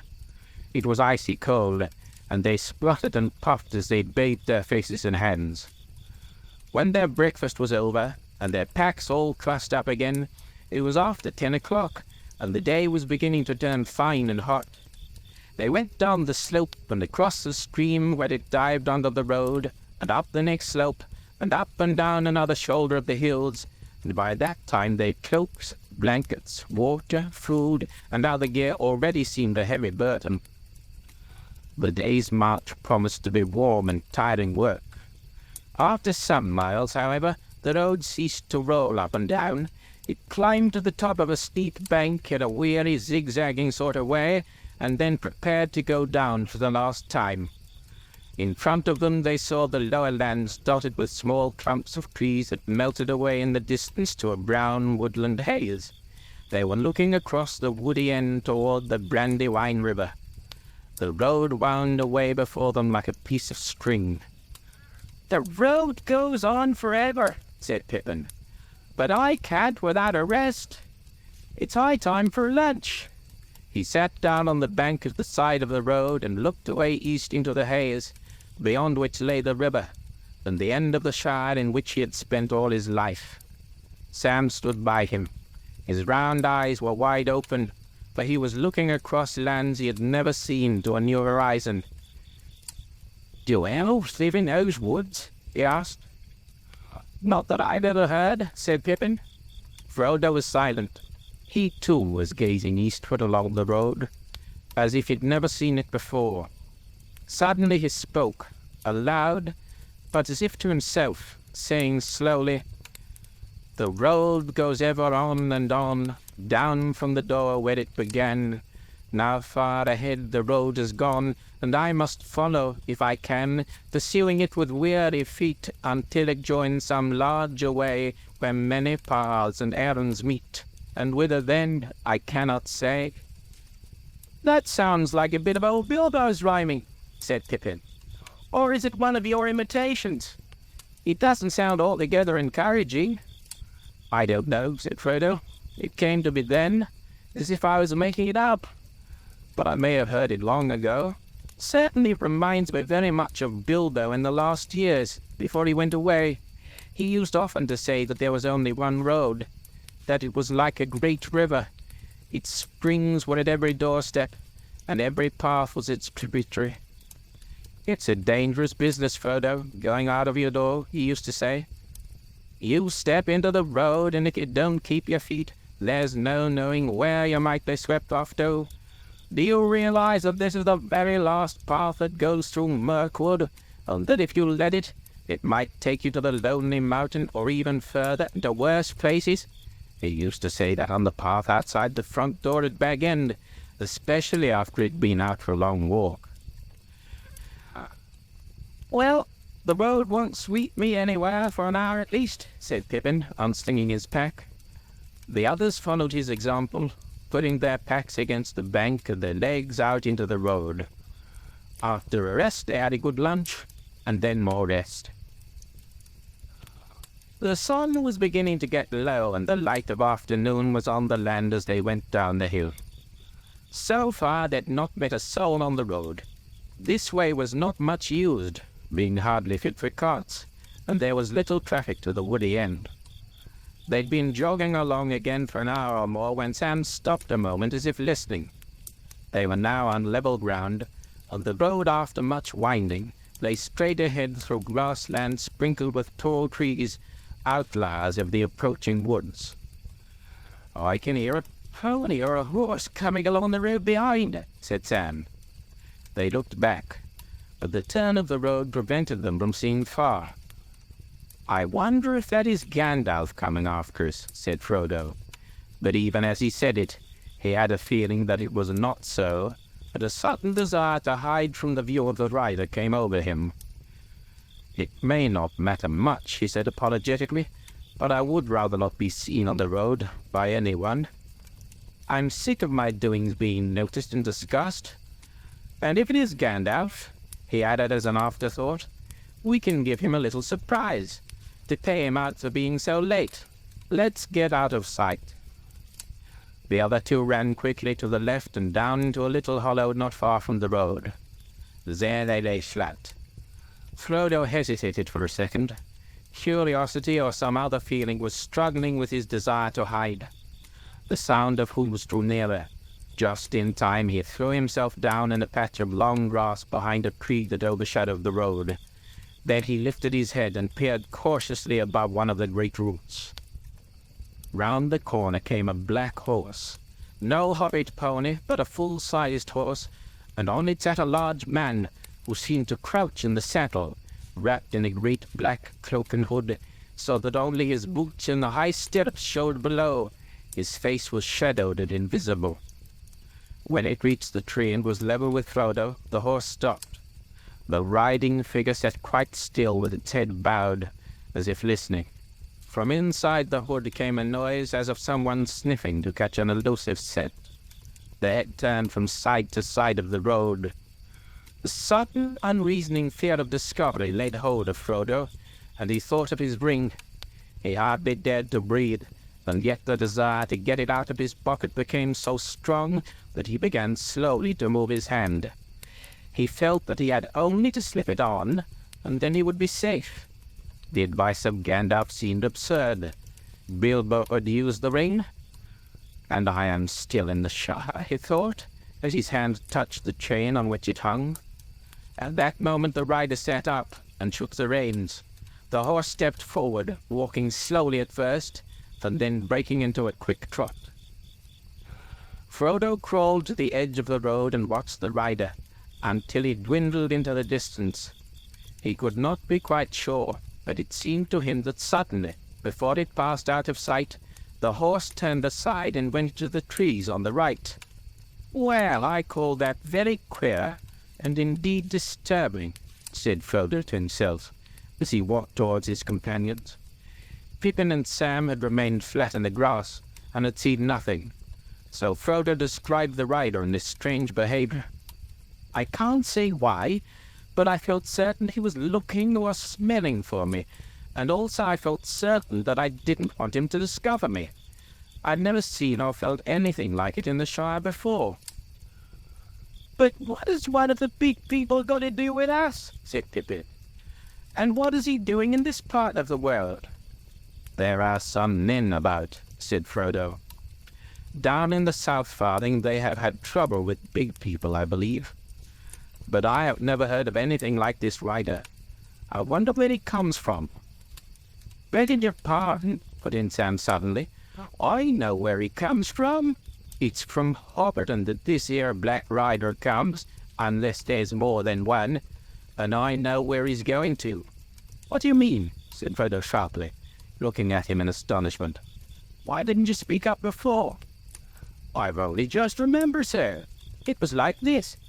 When I got back to our hole yesterday evening with the key, my dad, he says to me, 'Oh no, Sam,' he says, 'I thought you were away with Mr. Frodo this morning.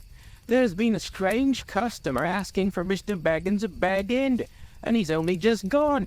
I've sent him on to Bucklebury. Not that I liked the sound of him. He seemed mighty put out when I told him Mr. Baggins had left his old home for good. Yes, me, he did. It gave me quite a shudder. 'What sort of fellow was he?' says I to the gaffer. 'I don't know,' says he, 'but he wasn't a hobbit. He was tall and black-like, and he stooped over me. I reckon it was one of the big folk from foreign parts. He spoke funny.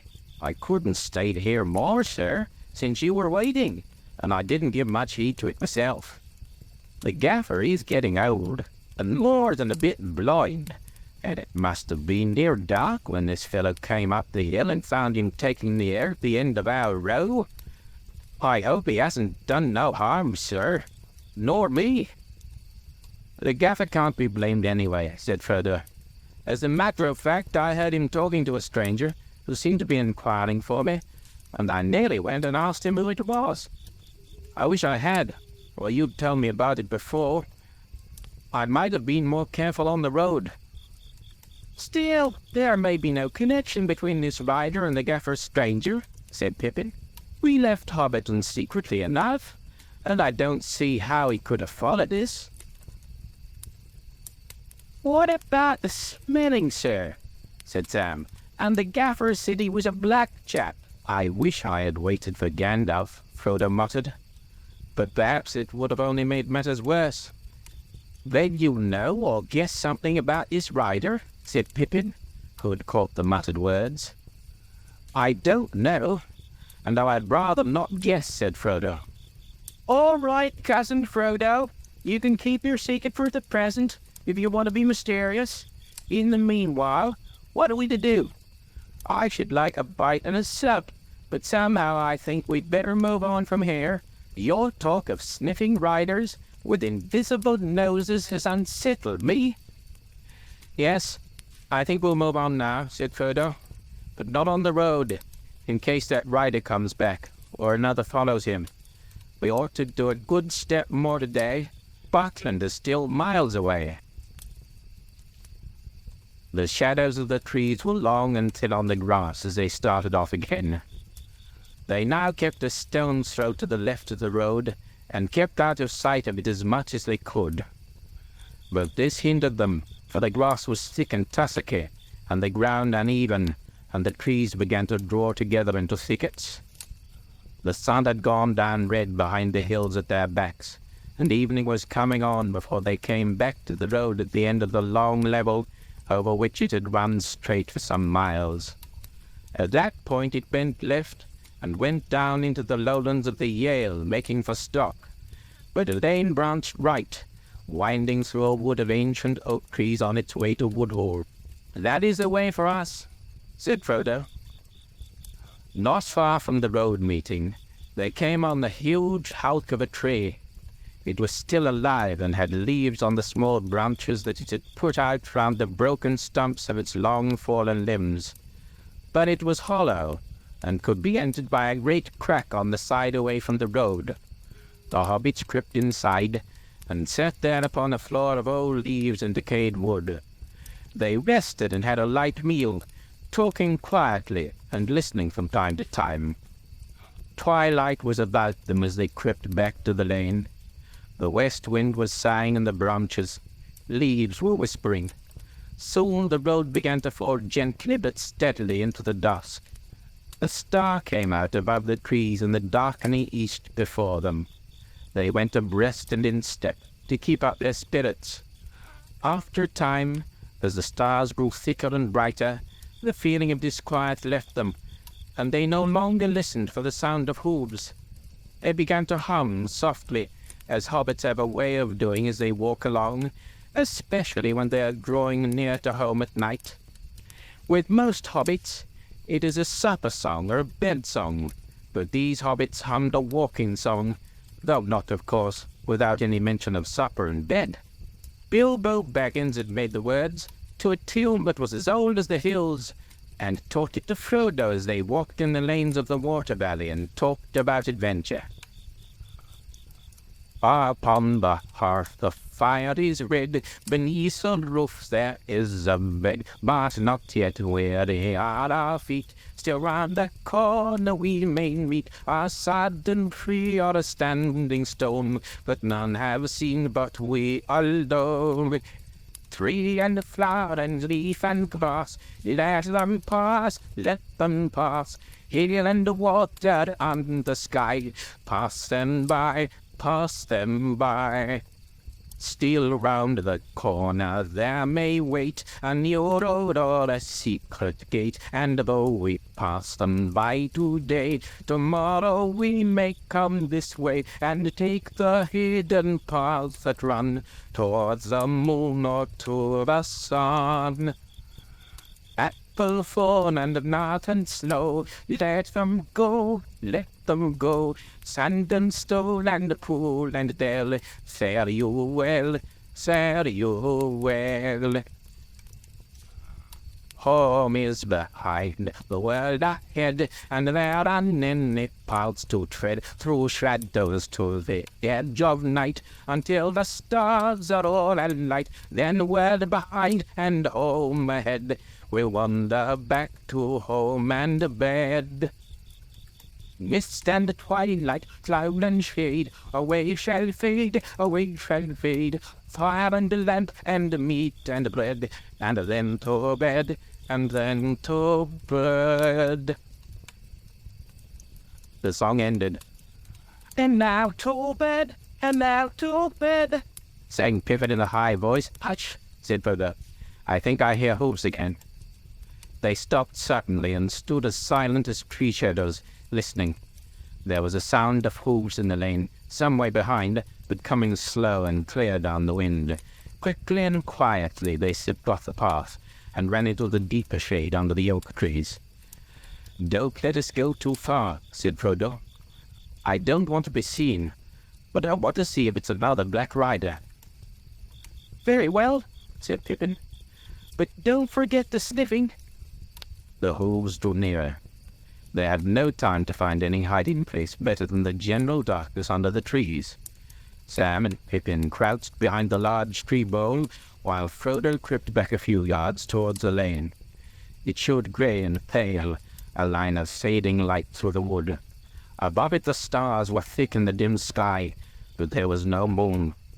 The sound of hoofs stopped. As Frodo watched, he saw something dark pass across the lighter space between two trees, and then halt.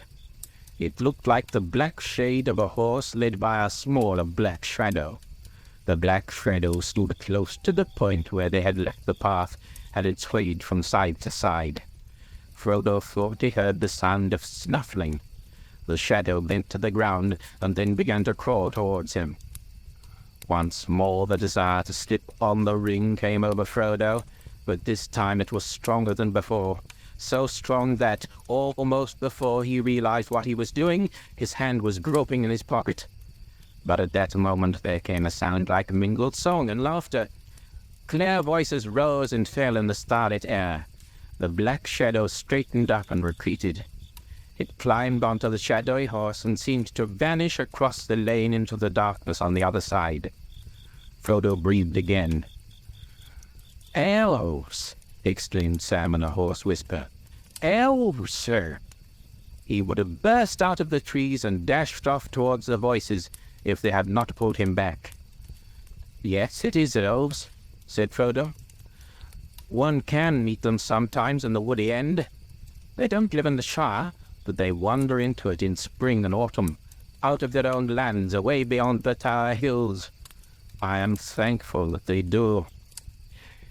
"You did not see, but that Black Rider stopped just here and was actually crawling towards us when the song began. As soon as he heard the voices, he slipped away." "What about the elves?" said Sam, too excited to trouble about the rider. "Can't we go and see them?" "Listen, they are coming this way," said Frodo. "We have only to wait." The singing drew nearer. One clear voice rose now above the others. It was singing in the fair elven tongue, of which Frodo knew only a little, and the others knew nothing. Yet the sound, blending with the melody, seemed to shape itself in their thoughts into words which they only partly understood. This was the song as Frodo heard it. Snow White, O Lady clear, O Queen beyond the western seas, O light to us that wander here amid the world of woven trees. Gilfaniel, O Elbereth, clear are thy eyes and bright thy breath. Snow White, we sing to thee in a far land beyond the sea. O stars that hid the sunless year, with shining hand by her was sown, in windy fields now bright and clear, we see your silver blossom blown. O Elbereth, Gilfaniel, we still remember, we who dwell in this far land beneath the trees, like starlight on the western seas. The song ended. "These are high elves. They spoke the name of Elbereth," said Frodo in amazement. "Few of that fairest folk are ever seen in the Shire. Not many now remain in Middle-earth, east of the Great Sea. This is indeed a strange chance." The hobbits sat in shadow by the wayside. Before long the elves came down the lane toward the valley. They passed slowly, and the hobbits could see the starlight glimmering on their hair and their eyes. They bore no lights, yet as they walked a shimmer, like the light of the moon above the rim of the hills before it rises, seemed to fawn about their feet. They were now silent, and as the last elf passed, he turned and looked towards the hobbits and laughed. "Hey, Frodo!" he cried. "You're brought late. Or are you perhaps lost?" Then he called aloud to the others, and all the company stopped and gathered round. "This is indeed wonderful," they said. "3 hobbits in a wood at night? We have not seen such a thing since Bilbo went away. What is the meaning of it?" "The meaning of it, fair people," said Frodo, "is simply that we seem to be going the same way as you are. I like walking under the stars, but I would welcome your company." "But we have no need of other company, and hobbits are so dull," they laughed. "And how do you know that we go the same way as you? For you do not know whither we are going." "And how do you know my name?" asked Frodo in return. "We know many things," they said.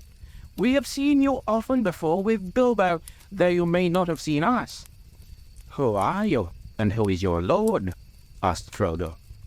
"I am Gildor," answered their leader, the elf who had first hailed him. "Gildor and Glorian of the house of Finrod. We are exiles, and most of our kindred have long ago departed, and we too are now only tarrying here a while, ere we return over the great sea. But some of our kinsfolk dwell still in peace in Rivendell. Come now, Frodo, tell us what you are doing, for we see that there is some shadow of fear upon you." "Oh, wise people," interrupted Pippin eagerly, "tell us about the Black Riders." "Black Riders?" they said in low voices. "Why do you ask about Black Riders?" "Because 2 Black Riders have overtaken us today, or one has done so twice," said Pippin. "Only a little while ago he slipped away as you drew near." The elves did not answer at once, but spoke together softly in their own tongue. At length Gildor turned to the hobbits. "We will not speak of this here," he said. "We think you had best come now with us. It is not our custom, but for this time we will take you on our road, and you shall lodge with us tonight, if you will." "Oh, fair folk, this is good fortune beyond my hope," said Pippin. Sam was speechless. "I thank you indeed, Gildor and Glorian," said Frodo, bowing. "Eren sila lumen nomen tielvo." "A star shines on the hour of our meeting," he added in the high elven speech. "Be careful, friends," cried Gildor, laughing. "Speak no secrets. Here is a scholar in the ancient tongue. Bilbo was a good master. Hail, elf friend," he said, bowing to Frodo. "Come now with your friends and join our company. You had best walk in the middle, so that you may not stray. You may be weary before we halt." "Why? Where are you going?" asked Frodo. "For tonight we go to the woods on the hills above Woodall.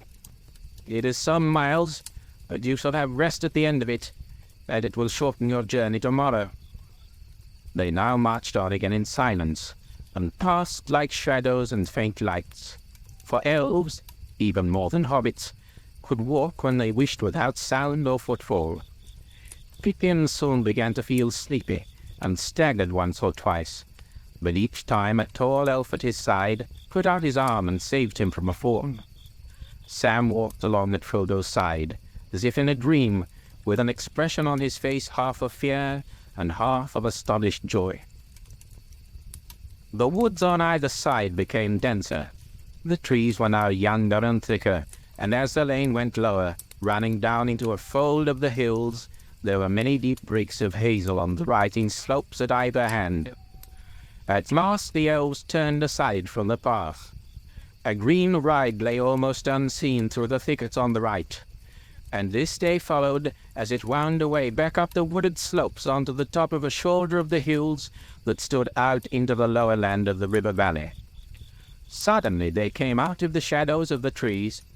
and before them lay a wide space of grass, grey under the night. On 3 sides the woods pressed upon it, but eastward the ground fell steeply, and the tops of the dark trees, growing at the bottom of the slope, were below their feet. Beyond, the lowlands lay dim and flat under the stars. Nearer at hand, a few lights twinkled in the village of Woodhall. The elves sat on the grass and spoke together in soft voices. They seemed to take no further notice of the hobbits. Frodo and his companions wrapped themselves in coats and blankets, and drowsiness stole over them. The night grew on, and the lights in the valley went out. Pippin fell asleep, pillowed on a green hillock. Away high in the east swung Remnella, the netted stars, and slowly above the mist's red Borgil rose, glowing like a jewel of fire. Then by some shift of airs all the mist was drawn away like a veil, and there leaned up, as he climbed over the rim of the world, the swordsman of the sky, Menelvagor, with his shining belt. The elves all burst into song. Suddenly under the trees a fire sprang up with a red light. "Come!" the elves called to the hobbits. "Come! Now is the time for speech and merriment." Pippin sat up and rubbed his eyes. He shivered. "There is a fire in the hall, and food for hungry guests," said an elf standing before him. At the south end of the green sward there was an opening. There the green floor ran on into the wood, and formed a wide space like a hall, roofed by the boughs of trees. The great trunks ran like pillars down each side. In the middle there was a wood fire blazing, and upon the tree pillars torches with lights of gold and silver were burning steadily. The elves sat round the fire upon the grass or upon the sawn rings of old trunks. Some went to and fro bearing cups and pouring drink. Others brought food on heaped plates and dishes. "This is poor fare," they said to the hobbits, "for we are lodging in the greenwood far from our halls. If ever you are our guests at home, we will treat you better." "It seems to me good enough for a birthday party," said Frodo. Pippin afterwards recalled little of either food or drink, for his mind was filled with a light upon the elf faces, and the sound of voices so various and so beautiful that he felt in a waking dream. But he remembered that there was bread, surpassing the savour of a fair white loaf to one who is starving, and fruits sweet as wild berries and richer than the tended fruits of gardens. He drained a cup that was filled with a fragrant draught, cool as a clear fountain, golden as a summer afternoon. Sam could never describe in words, nor picture clearly to himself, what he felt or thought that night, though it remained in his memory as one of the chief events of his life. The nearest he ever got was to say, "Well, sure, if I could grow apples like that, I would call myself a gardener, but it was the singing that went to my heart, if you know what I mean." Frodo sat, eating, drinking, and talking with delight. But his mind was chiefly on the words spoken. He knew a little of the elf speech and listened eagerly. Now and again he spoke to those that served him and thanked them in their own language. They smiled at him and said, laughing, "Here is a jewel among hobbits." After a while Pippin fell fast asleep, and was lifted up and borne away to a bower under the trees. There he was laid upon a soft bed, and slept the rest of the night away. Sam refused to leave his master.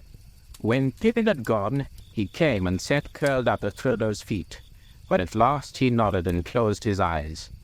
Frodo remained long awake, talking with Gildor. They spoke of many things, old and new, and Frodo questioned Gildor about happenings in the wide world outside the Shire.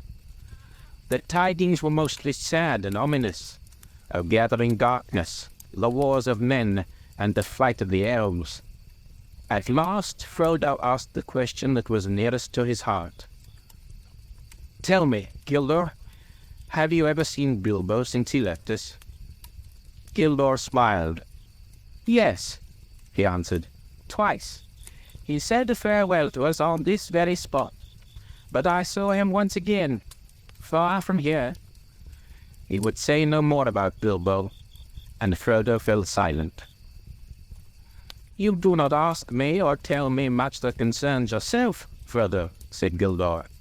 "But I already know a little, and I can read more in your face and in the thought behind your questions. You are leaving the Shire, and yet you doubt that you will find what you seek, or accomplish what you intend, or that you will ever return. Is not that so?" "It is," said Frodo. "But I thought my going was a secret known only to Gandalf and my faithful Sam." He looked down at Sam, who was snoring gently. "The secret will not reach the enemy from us," said Gildor. "The enemy?" said Frodo. "Then you know why I'm leaving the Shire?" "I do not know for what reason the enemy is pursuing you," answered Gildor.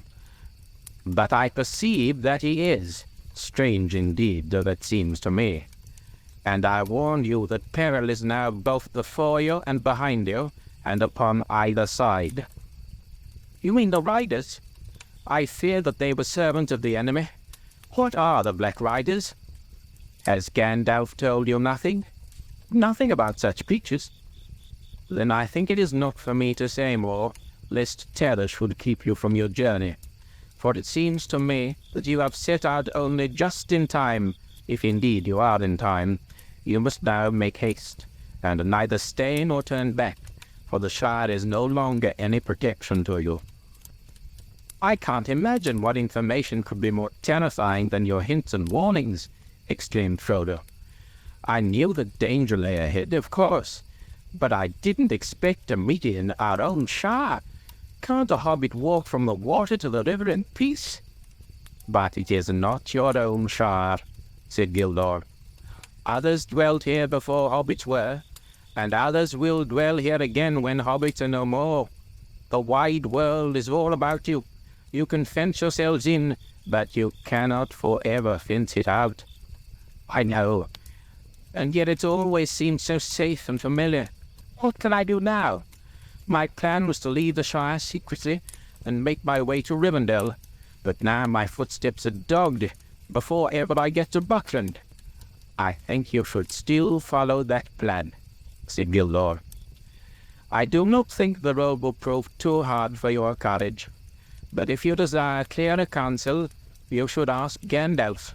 I do not know the reason for your flight, and therefore I do not know by what means your pursuers will assail you. These things Gandalf must know. I suppose that you will see him before you leave the Shire?" "I hope so. But that's another thing that makes me anxious. I've been expecting Gandalf for many days. He was to have come to Hobbiton at the latest 2 nights ago, but he's never appeared. Now I'm wondering what can have happened. Should I wait for him?" Gildor was silent for a moment. "I do not like this news," he said at last. "That Gandalf should be late does not bode well. But it is said, 'Do not meddle in the affairs of wizards, for they are subtle and quick to anger.' The choice is yours, to go or wait." "And it is also said," answered Frodo, "'Go not to the elves for counsel, for they will say both no and yes.'" "Is it indeed?" laughed Gildor. "Elves seldom give unguarded advice, for advice is a dangerous gift, even from the wise to the wise, and all courses may run ill. But what would you? You have not told me all concerning yourself, and how then shall I choose better than you? But if you demand advice, I will for friendship's sake give it. I think you should now go at once, without delay, and if Gandalf does not come before you set out, then I also advise this: do not go alone. Take such friends as are trusty and willing. Now you should be grateful, for I do not give this counsel gladly. The elves have their own labours and their own sorrows, and they are little concerned with the ways of hobbits, or of any other creatures upon earth. Our paths cross theirs seldom, by chance or purpose. In this meeting there may be more than chance. But the purpose is not clear to me, and I fear to say too much. I'm deeply grateful, said Frodo. But I wish you'd tell me plainly what the Black Riders are. If I take your advice, I may not see Gandalf for a long time, and I ought to know what's the danger that pursues me.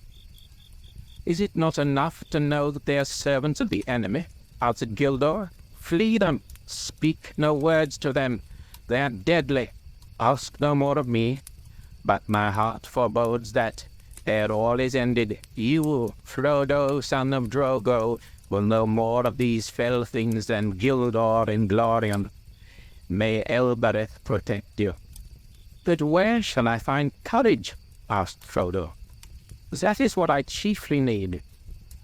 Courage is found in unlikely places, said Gildor. Be of good hope. Sleep now. In the morning we shall have gone, but we will send our messages through the lands. The wandering companies shall know of your journey, and those that have power for good shall be on the watch. I name you elf friend, and may the stars shine upon the end of your road. Seldom have we had such delight in strangers, and it is fair to hear words of the ancient speech from the lips of other wanderers in the world. Frodo felt sleep coming upon him, even as Gildor finished speaking. I'll sleep now, he said, and the elf led him to a bower beside Pippin, and he threw himself upon a bed and fell at once into a dreamless slumber. Chapter 4. A Shortcut to Mushrooms. In the morning, Frodo woke refreshed.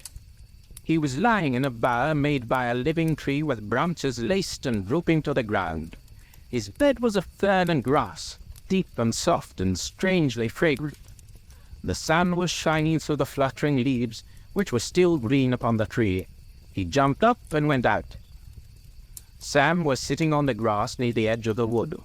Pippin was standing studying the sky and weather. There was no sign of the elves. "They have left us fruit and drink and bread," said Pippin.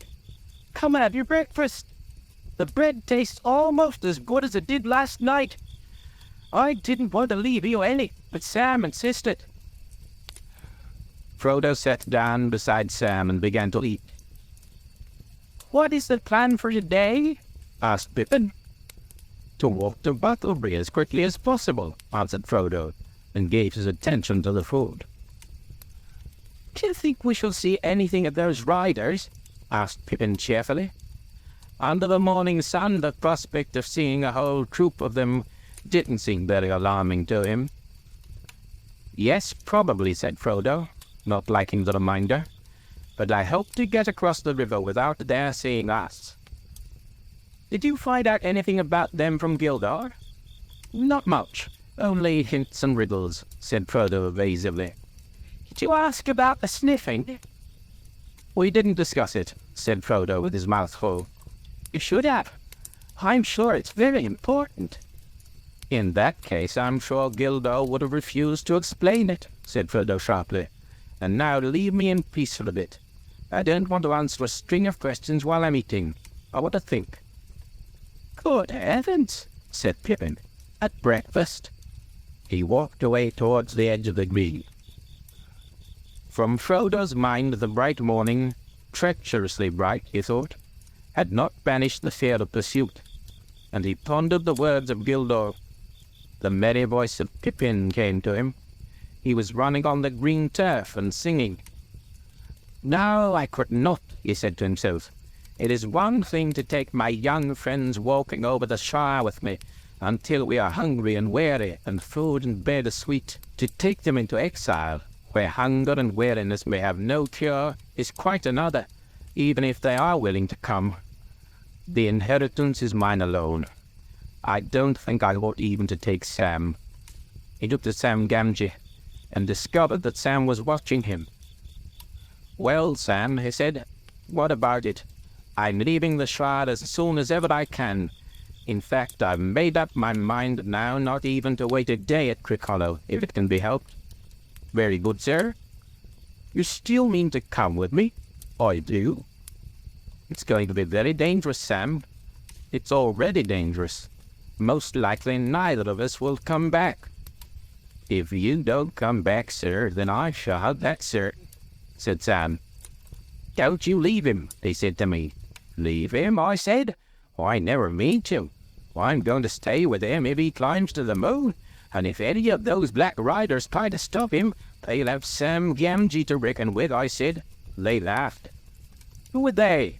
And what are you talking about?" "The elves, sir. We had some talk last night, and they seemed to know you were going away, so I didn't see the use of denying it. Wonderful folk, elves, sir, wonderful." "They are," said Frodo. "Do you like them still, now you have had a closer view?" "They seem a bit above my likes and dislikes, so to speak," answered Sam slowly. "It don't seem to matter what I think about them. They are quite different from what I expected. So old and young, and so gay and sad, as it were." Frodo looked at Sam, rather startled, half expecting to see some outward sign of the odd change that seemed to have come over him. It didn't sound like the voice of the old Sam Gamgee that he thought he knew, but it looked like the old Sam Gamgee sitting there, except that his face was unusually thoughtful. "Do you feel any need to leave the Shire now that your wish to see them has come true already?" he asked. "Yes, sir. I don't know how to say it, but after last night I feel different. I seem to see ahead in a kind of way. I know we're going to take a very long road into darkness, but I know I can't turn back. It isn't to see elves now, nor dragons, nor mountains that I want. I don't rightly know what I want, but I have something to do before the end, and it lies ahead, not in the Shire. I must see it through, sir, if you understand me." "I don't altogether, but I understand that Gandalf chose me a good companion. I'm content. We'll go together." Frodo finished his breakfast in silence. Then, standing up, he looked over the land ahead and called to Pippin. "All ready to start?" he said as Pippin ran up. "We must be getting off at once.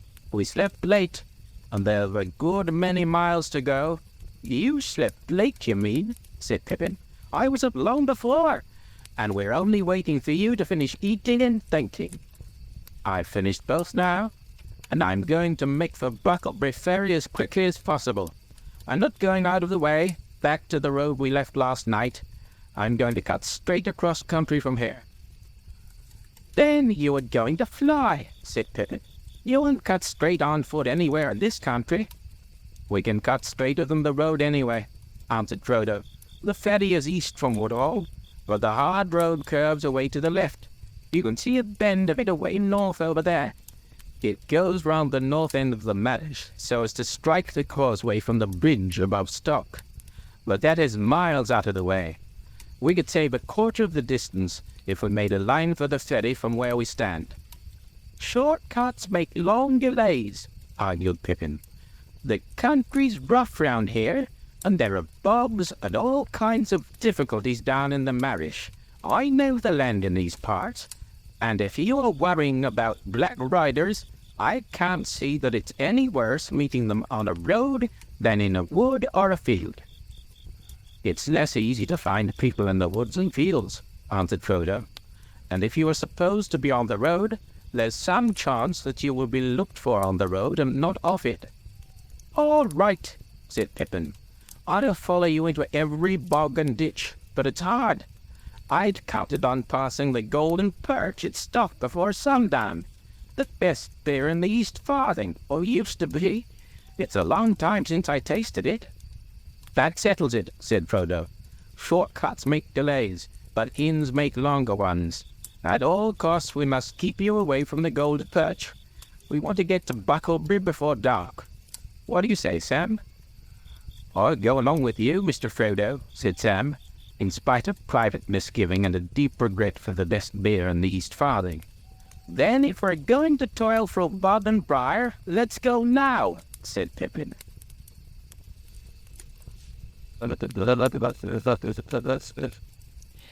It was already nearly as hot as it had been the day before, but clouds were beginning to come up from the west. It looked likely to turn to rain.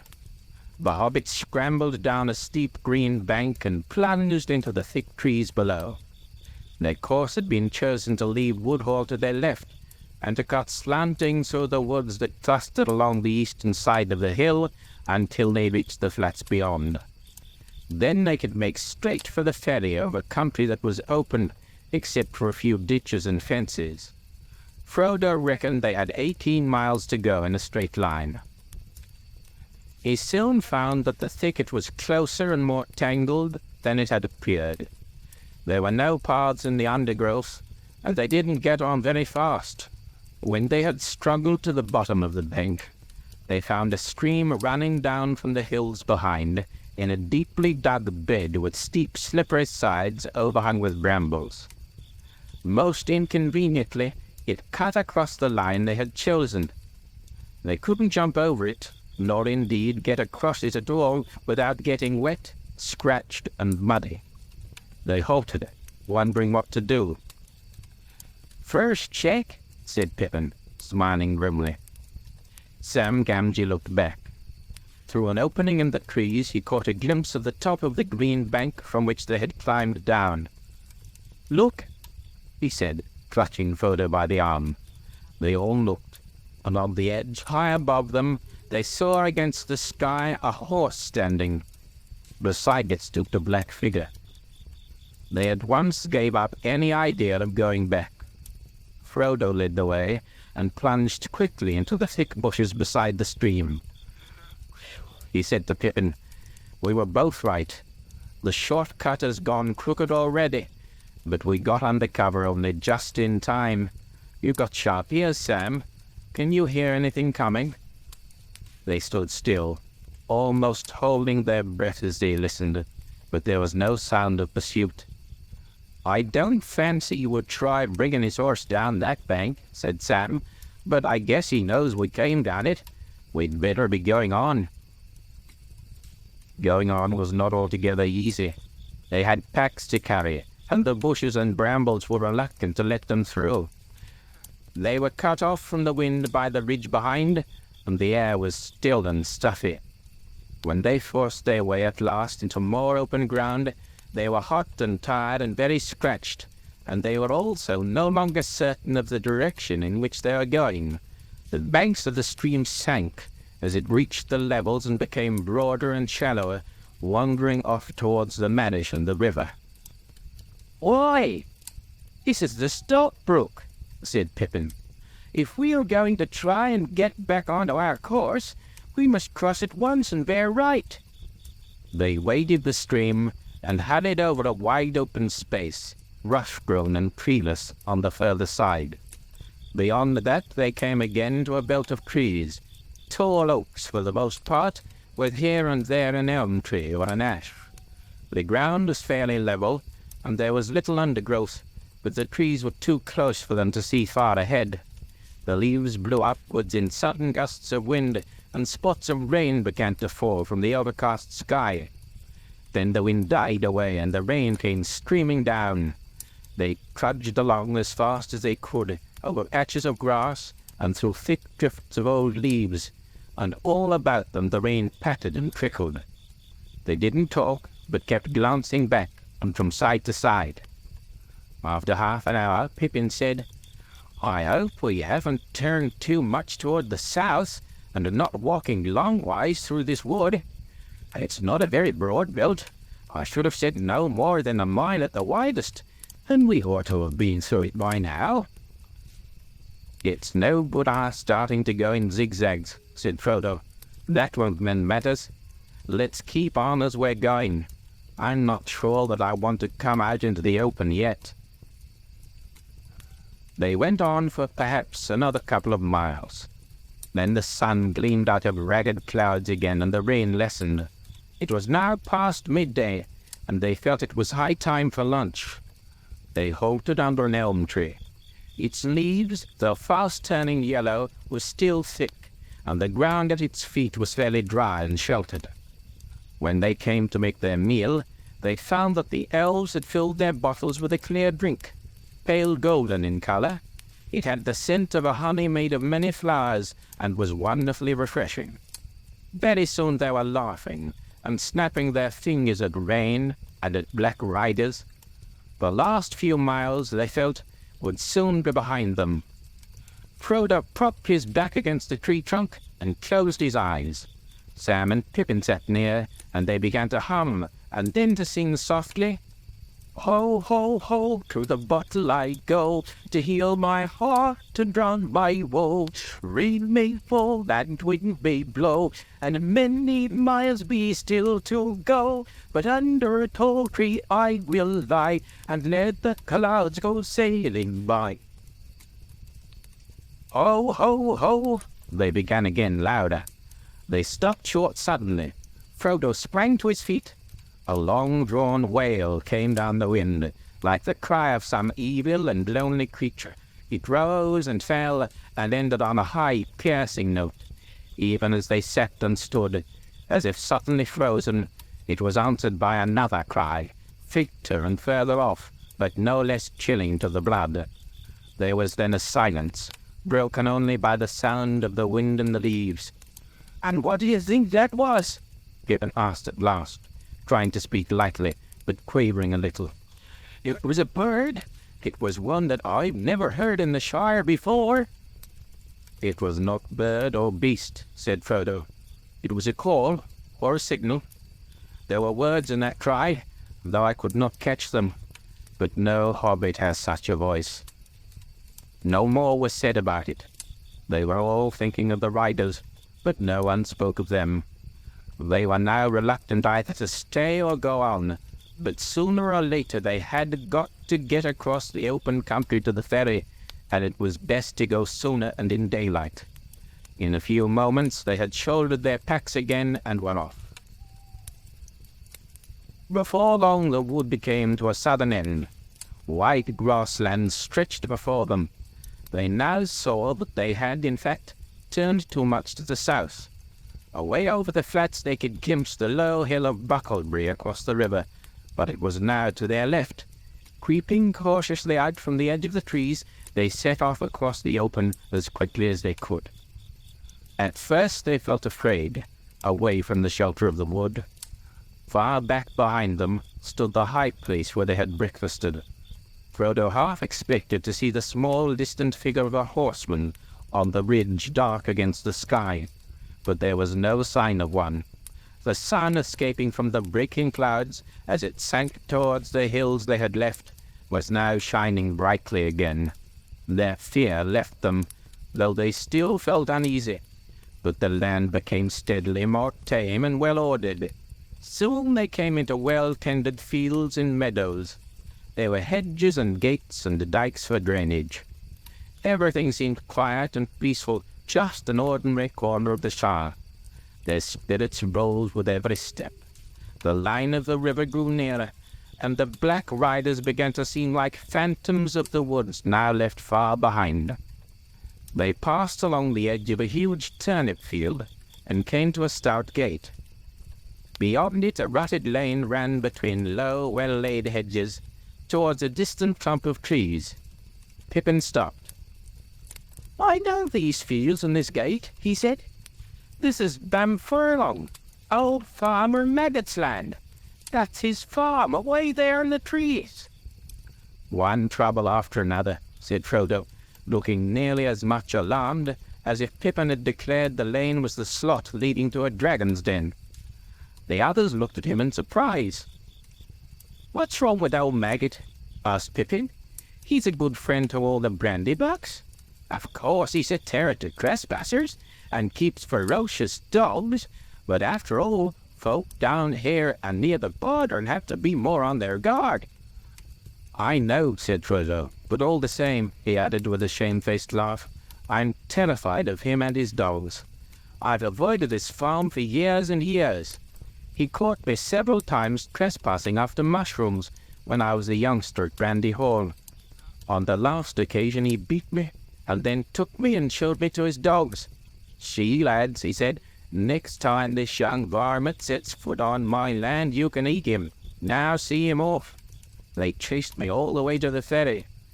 I've never got over the fright, though I dare say the beasts knew their business, and wouldn't really have touched me. Pippin laughed. Well, it's time you made it up, especially if you're coming back to live in Buckland. Old Maggot is really a stout fellow, if you leave his mushrooms alone. Let's get into the lane, and then we shan't be trespassing. If we meet him, I'll do the talking.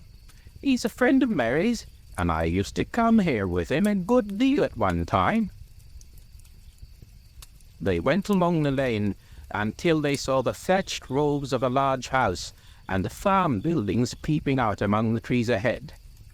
The Maggots and the Puddyfoots of stock, and most of the inhabitants of the Madish, were house-dwellers, and his farm was stoutly built of brick and had a high wall all around it. There was a wide wooden gate opening out of the wall into the lane. Suddenly, as they drew nearer, a terrific baying and barking broke out, and a loud voice was heard shouting, "Rip! Fang! Wolf! Come on, lads!" Frodo and Sam stopped dead, but Pippin walked on a few paces. The gate opened, and 3 huge dogs came pelting out into the lane and dashed towards the travellers, barking fiercely. They took no notice of Pippin, but Sam shrank against the wall, while 2 wolfish-looking dogs sniffed at him suspiciously and snarled if he moved. The largest and most ferocious of the 3 halted in front of Frodo, bristling and growling. Through the gate there now appeared a broad, thick-set hobbit with a round red face. "Hallo, hallo, and who may you be, and what may you be wanting?" he asked. "Good afternoon, Mr. Maggot," said Pippin. The farmer looked at him closely. "Well, if it isn't Master Pippin, Mr. Peregrine Took, I should say," he cried, changing from a scowl to a grin. "It's a long time since I saw you round here. It's lucky for you that I know you. I was just going out to set my dogs on any strangers. There are some funny things going on today. Of course, we do get queer folk wandering in these parts at times, too near the river," he said, shaking his head. "But this fellow is the most outlandish I've ever set eyes on. He won't cross my land without leave a second time, not if I can stop him." "What fellow do you mean?" asked Pippin. "Then you haven't seen him?" said the farmer. "He went up the lane toward the causeway not a long while back.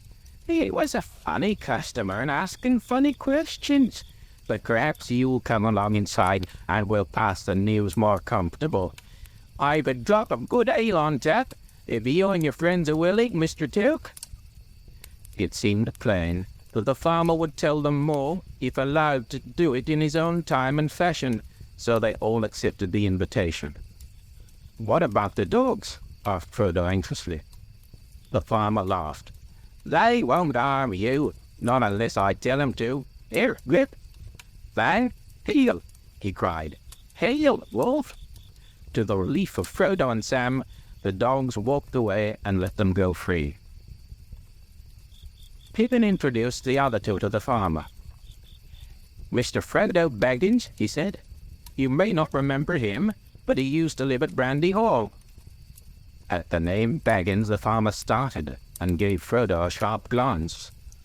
For a moment Frodo thought that the memory of stolen mushrooms had been aroused, and that the dogs would be told to see him off. But Farmer Maggot took him by the arm.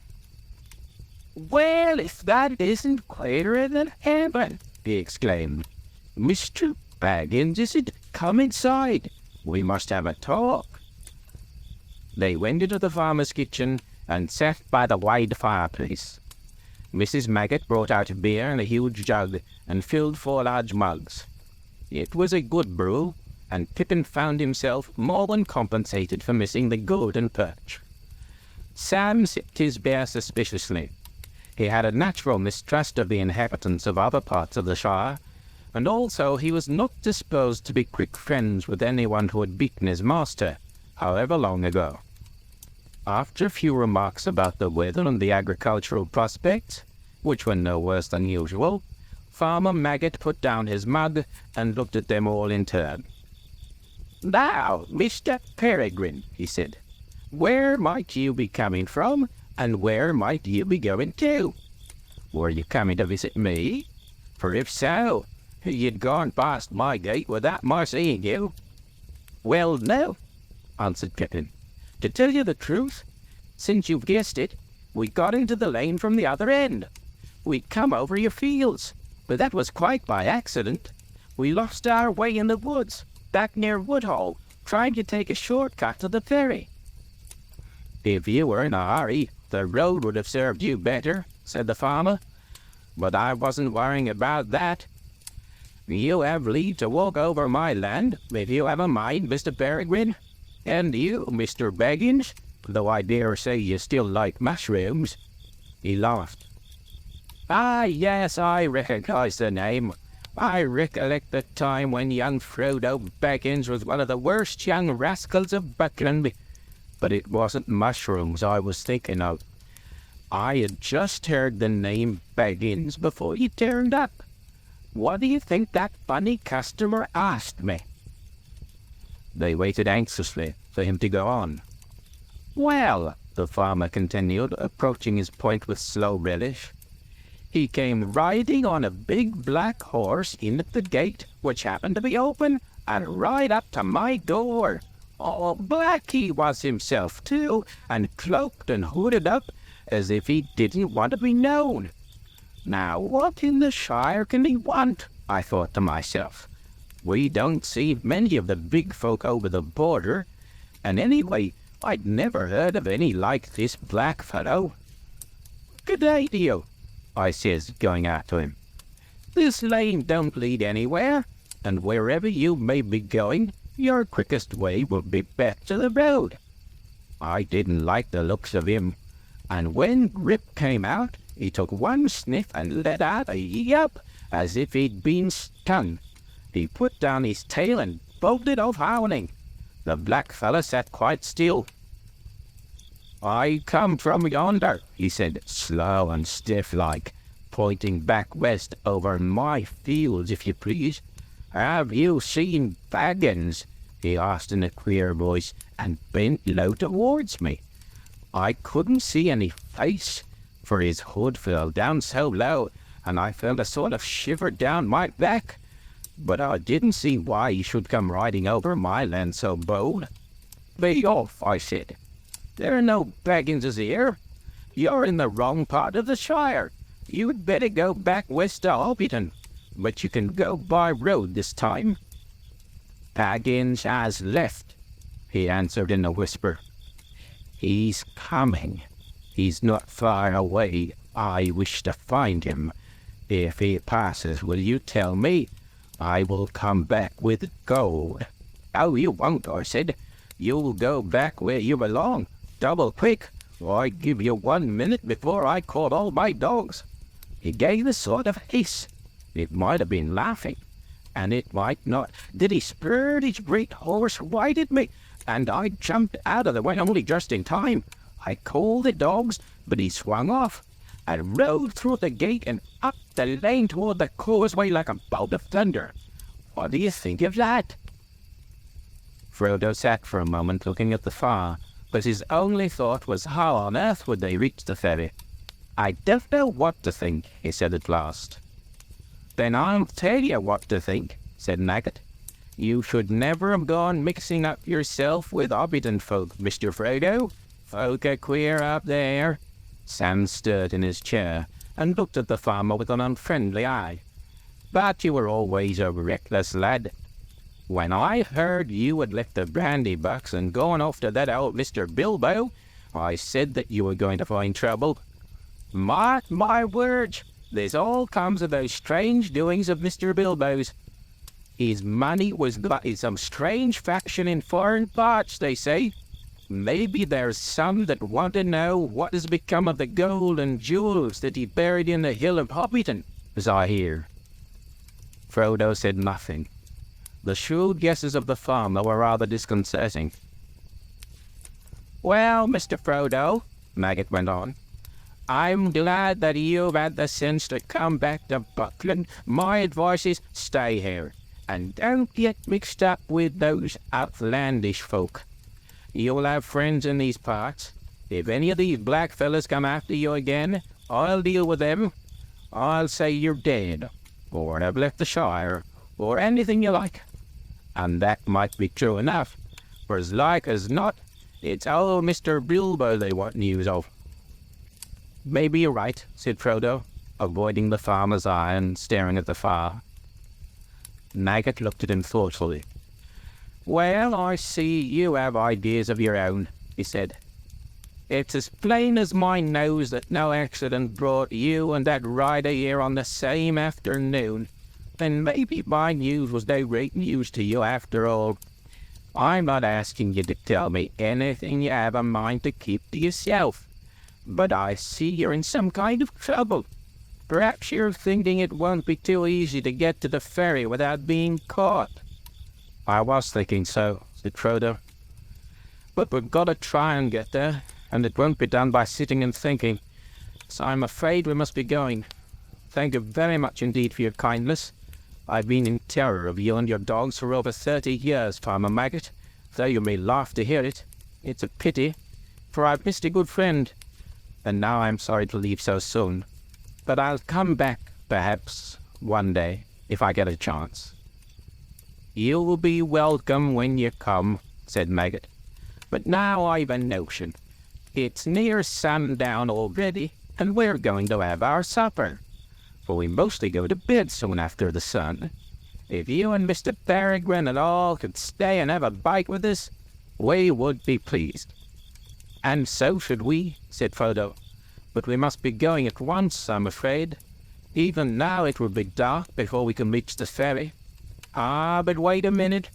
I was going to say, after a bit of supper, I'll get out a small wagon, and I'll drive you on to the ferry. That will save you a good step, and it might also save you trouble of another sort." Frodo now accepted the invitation gratefully, to the relief of Pippin and Sam. The sun was already behind the western hills, and the light was failing. 2 of Maggot's sons and his 3 daughters came in, and a generous supper was laid on the large table. The kitchen was lit with candles, and the fire was mended. Mrs. Maggot bustled in and out. 1 or 2 other hobbits belonging to the farm household came in. In a short while 14 sat down to eat. There was beer in plenty, and a mighty dish of mushrooms and bacon, besides much other solid farmhouse fare. The dogs lay by the fire and gnawed rinds and cracked bones. When they'd finished, the farmer and his sons went out with a lantern and got the wagon ready. It was dark in the yard when the guests came out. They threw their packs on board and climbed in. A farmer sat in the driving seat and whipped up his 2 stout ponies. His wife stood in the light of the open door. "You be careful of yourself, Maggot," she called. "Don't go arguing with any foreigners, and come straight back." "I will," said he, and drove out of the gate. There was now no breath of wind stirring. The night was still and quiet, and the chill was in the air. They went without lights and took it slowly. After a mile or 2, the lane came to an end, crossing a deep dike and climbing a short slope up onto the high-banked causeway. Maggot got down and took a good look either way, north and south, but nothing could be seen in the darkness, and there was not a sound in the still air. Thin strands of river mist were hanging above the dikes and crawling over the fields.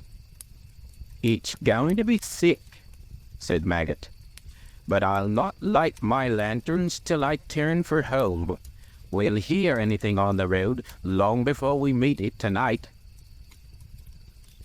It was 5 miles or more from Maggot's Lane to the ferry. The hobbits wrapped themselves up, but their ears were strained for any sound above the creak of the wheels and the slow clop of the ponies' hoofs. The wagon seemed slower than a snail to Frodo.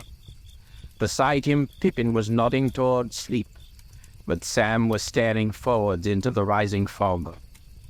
They reached the entrance to the ferry lane at last. It was marked by 2 tall white posts that suddenly loomed up on their right. Farmer Maggot drew in his ponies and the wagon creaked to a halt. They were just beginning to scramble out when suddenly they heard what they had all been dreading. Hoofs on the road ahead. The sound was coming towards them. Maggot jumped down and stood holding the ponies' heads and peering forward into the gloom. Clip-clop, clip-clop came the approaching rider. The fall of the hoofs sounded loud in the still, foggy air. "You'd better be hidden, Mr. Frodo," said Sam anxiously. "You get down in the wagon and cover up with blankets, and we'll send this rider to the rightabouts." He climbed out and went to the farmer's side. Black riders would have to ride over him to get near the wagon. Clip-clop, clip-clop. The rider was nearly on them. "Hello there!" cried Farmer Maggot. The advancing hoofs stopped short. They thought they could dimly guess a dark, cloaked shape in the mist, a yard or two ahead. "Now then," said the farmer, throwing the reins to Sam and striding forward. "Don't you come a step nearer. What do you want, and where are you going?" "I want Mr. Baggins. Have you seen him?" said a muffled voice. But the voice was the voice of Neddy Brandybuck.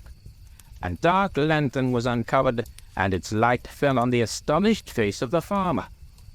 "Mr. Merry!" he cried. "Yes, of course. How did you think it was?" said Merry, coming forward. As he came out of the mist and their fears subsided, he seemed suddenly to diminish to ordinary hobbit size. He was riding a pony, and the scarf was swathed round his neck and over his chin to keep out the fog. Frodo sprang out of the wagon to greet him. "So there you are at last," said Merry. "I was beginning to wonder if you'd turn up at all today, and I was just going back to supper. When it grew foggy, I came across and rode up towards Stock to see if you'd fallen in any ditches. And I'm blessed if I know which way you've come." "Where did you find them, Mr. Maggot? In your duck pond?" "No, I caught them trespassing," said the farmer, "and nearly set my dogs on 'em. But they'll tell you all the story, I've no doubt. Now, if you'll excuse me, Mr. Merry and Mr. Frodo and all, I'd best be turning for home. Mrs. Maggot will be worrying with the night getting thick." He backed the wagon into the lane and turned it. "Well, good night to you all," he said. "It's been a queer day, and no mistake. But all's well as ends well, though perhaps we should not say that until we reach our own doors. I'll not deny that I'll be glad now when I do." He lit his lanterns and got up. Suddenly he produced a large basket from under the seat. "I was nearly forgetting," he said. "Mrs. Maggot put this out for Mr. Baggins with her compliments." He handed it down and moved off, followed by a chorus of thanks and good nights. They watched the pale rings of light round his lanterns as they dwindled into the foggy night. Suddenly Frodo laughed. From the covered basket he held, the scent of mushrooms was rising.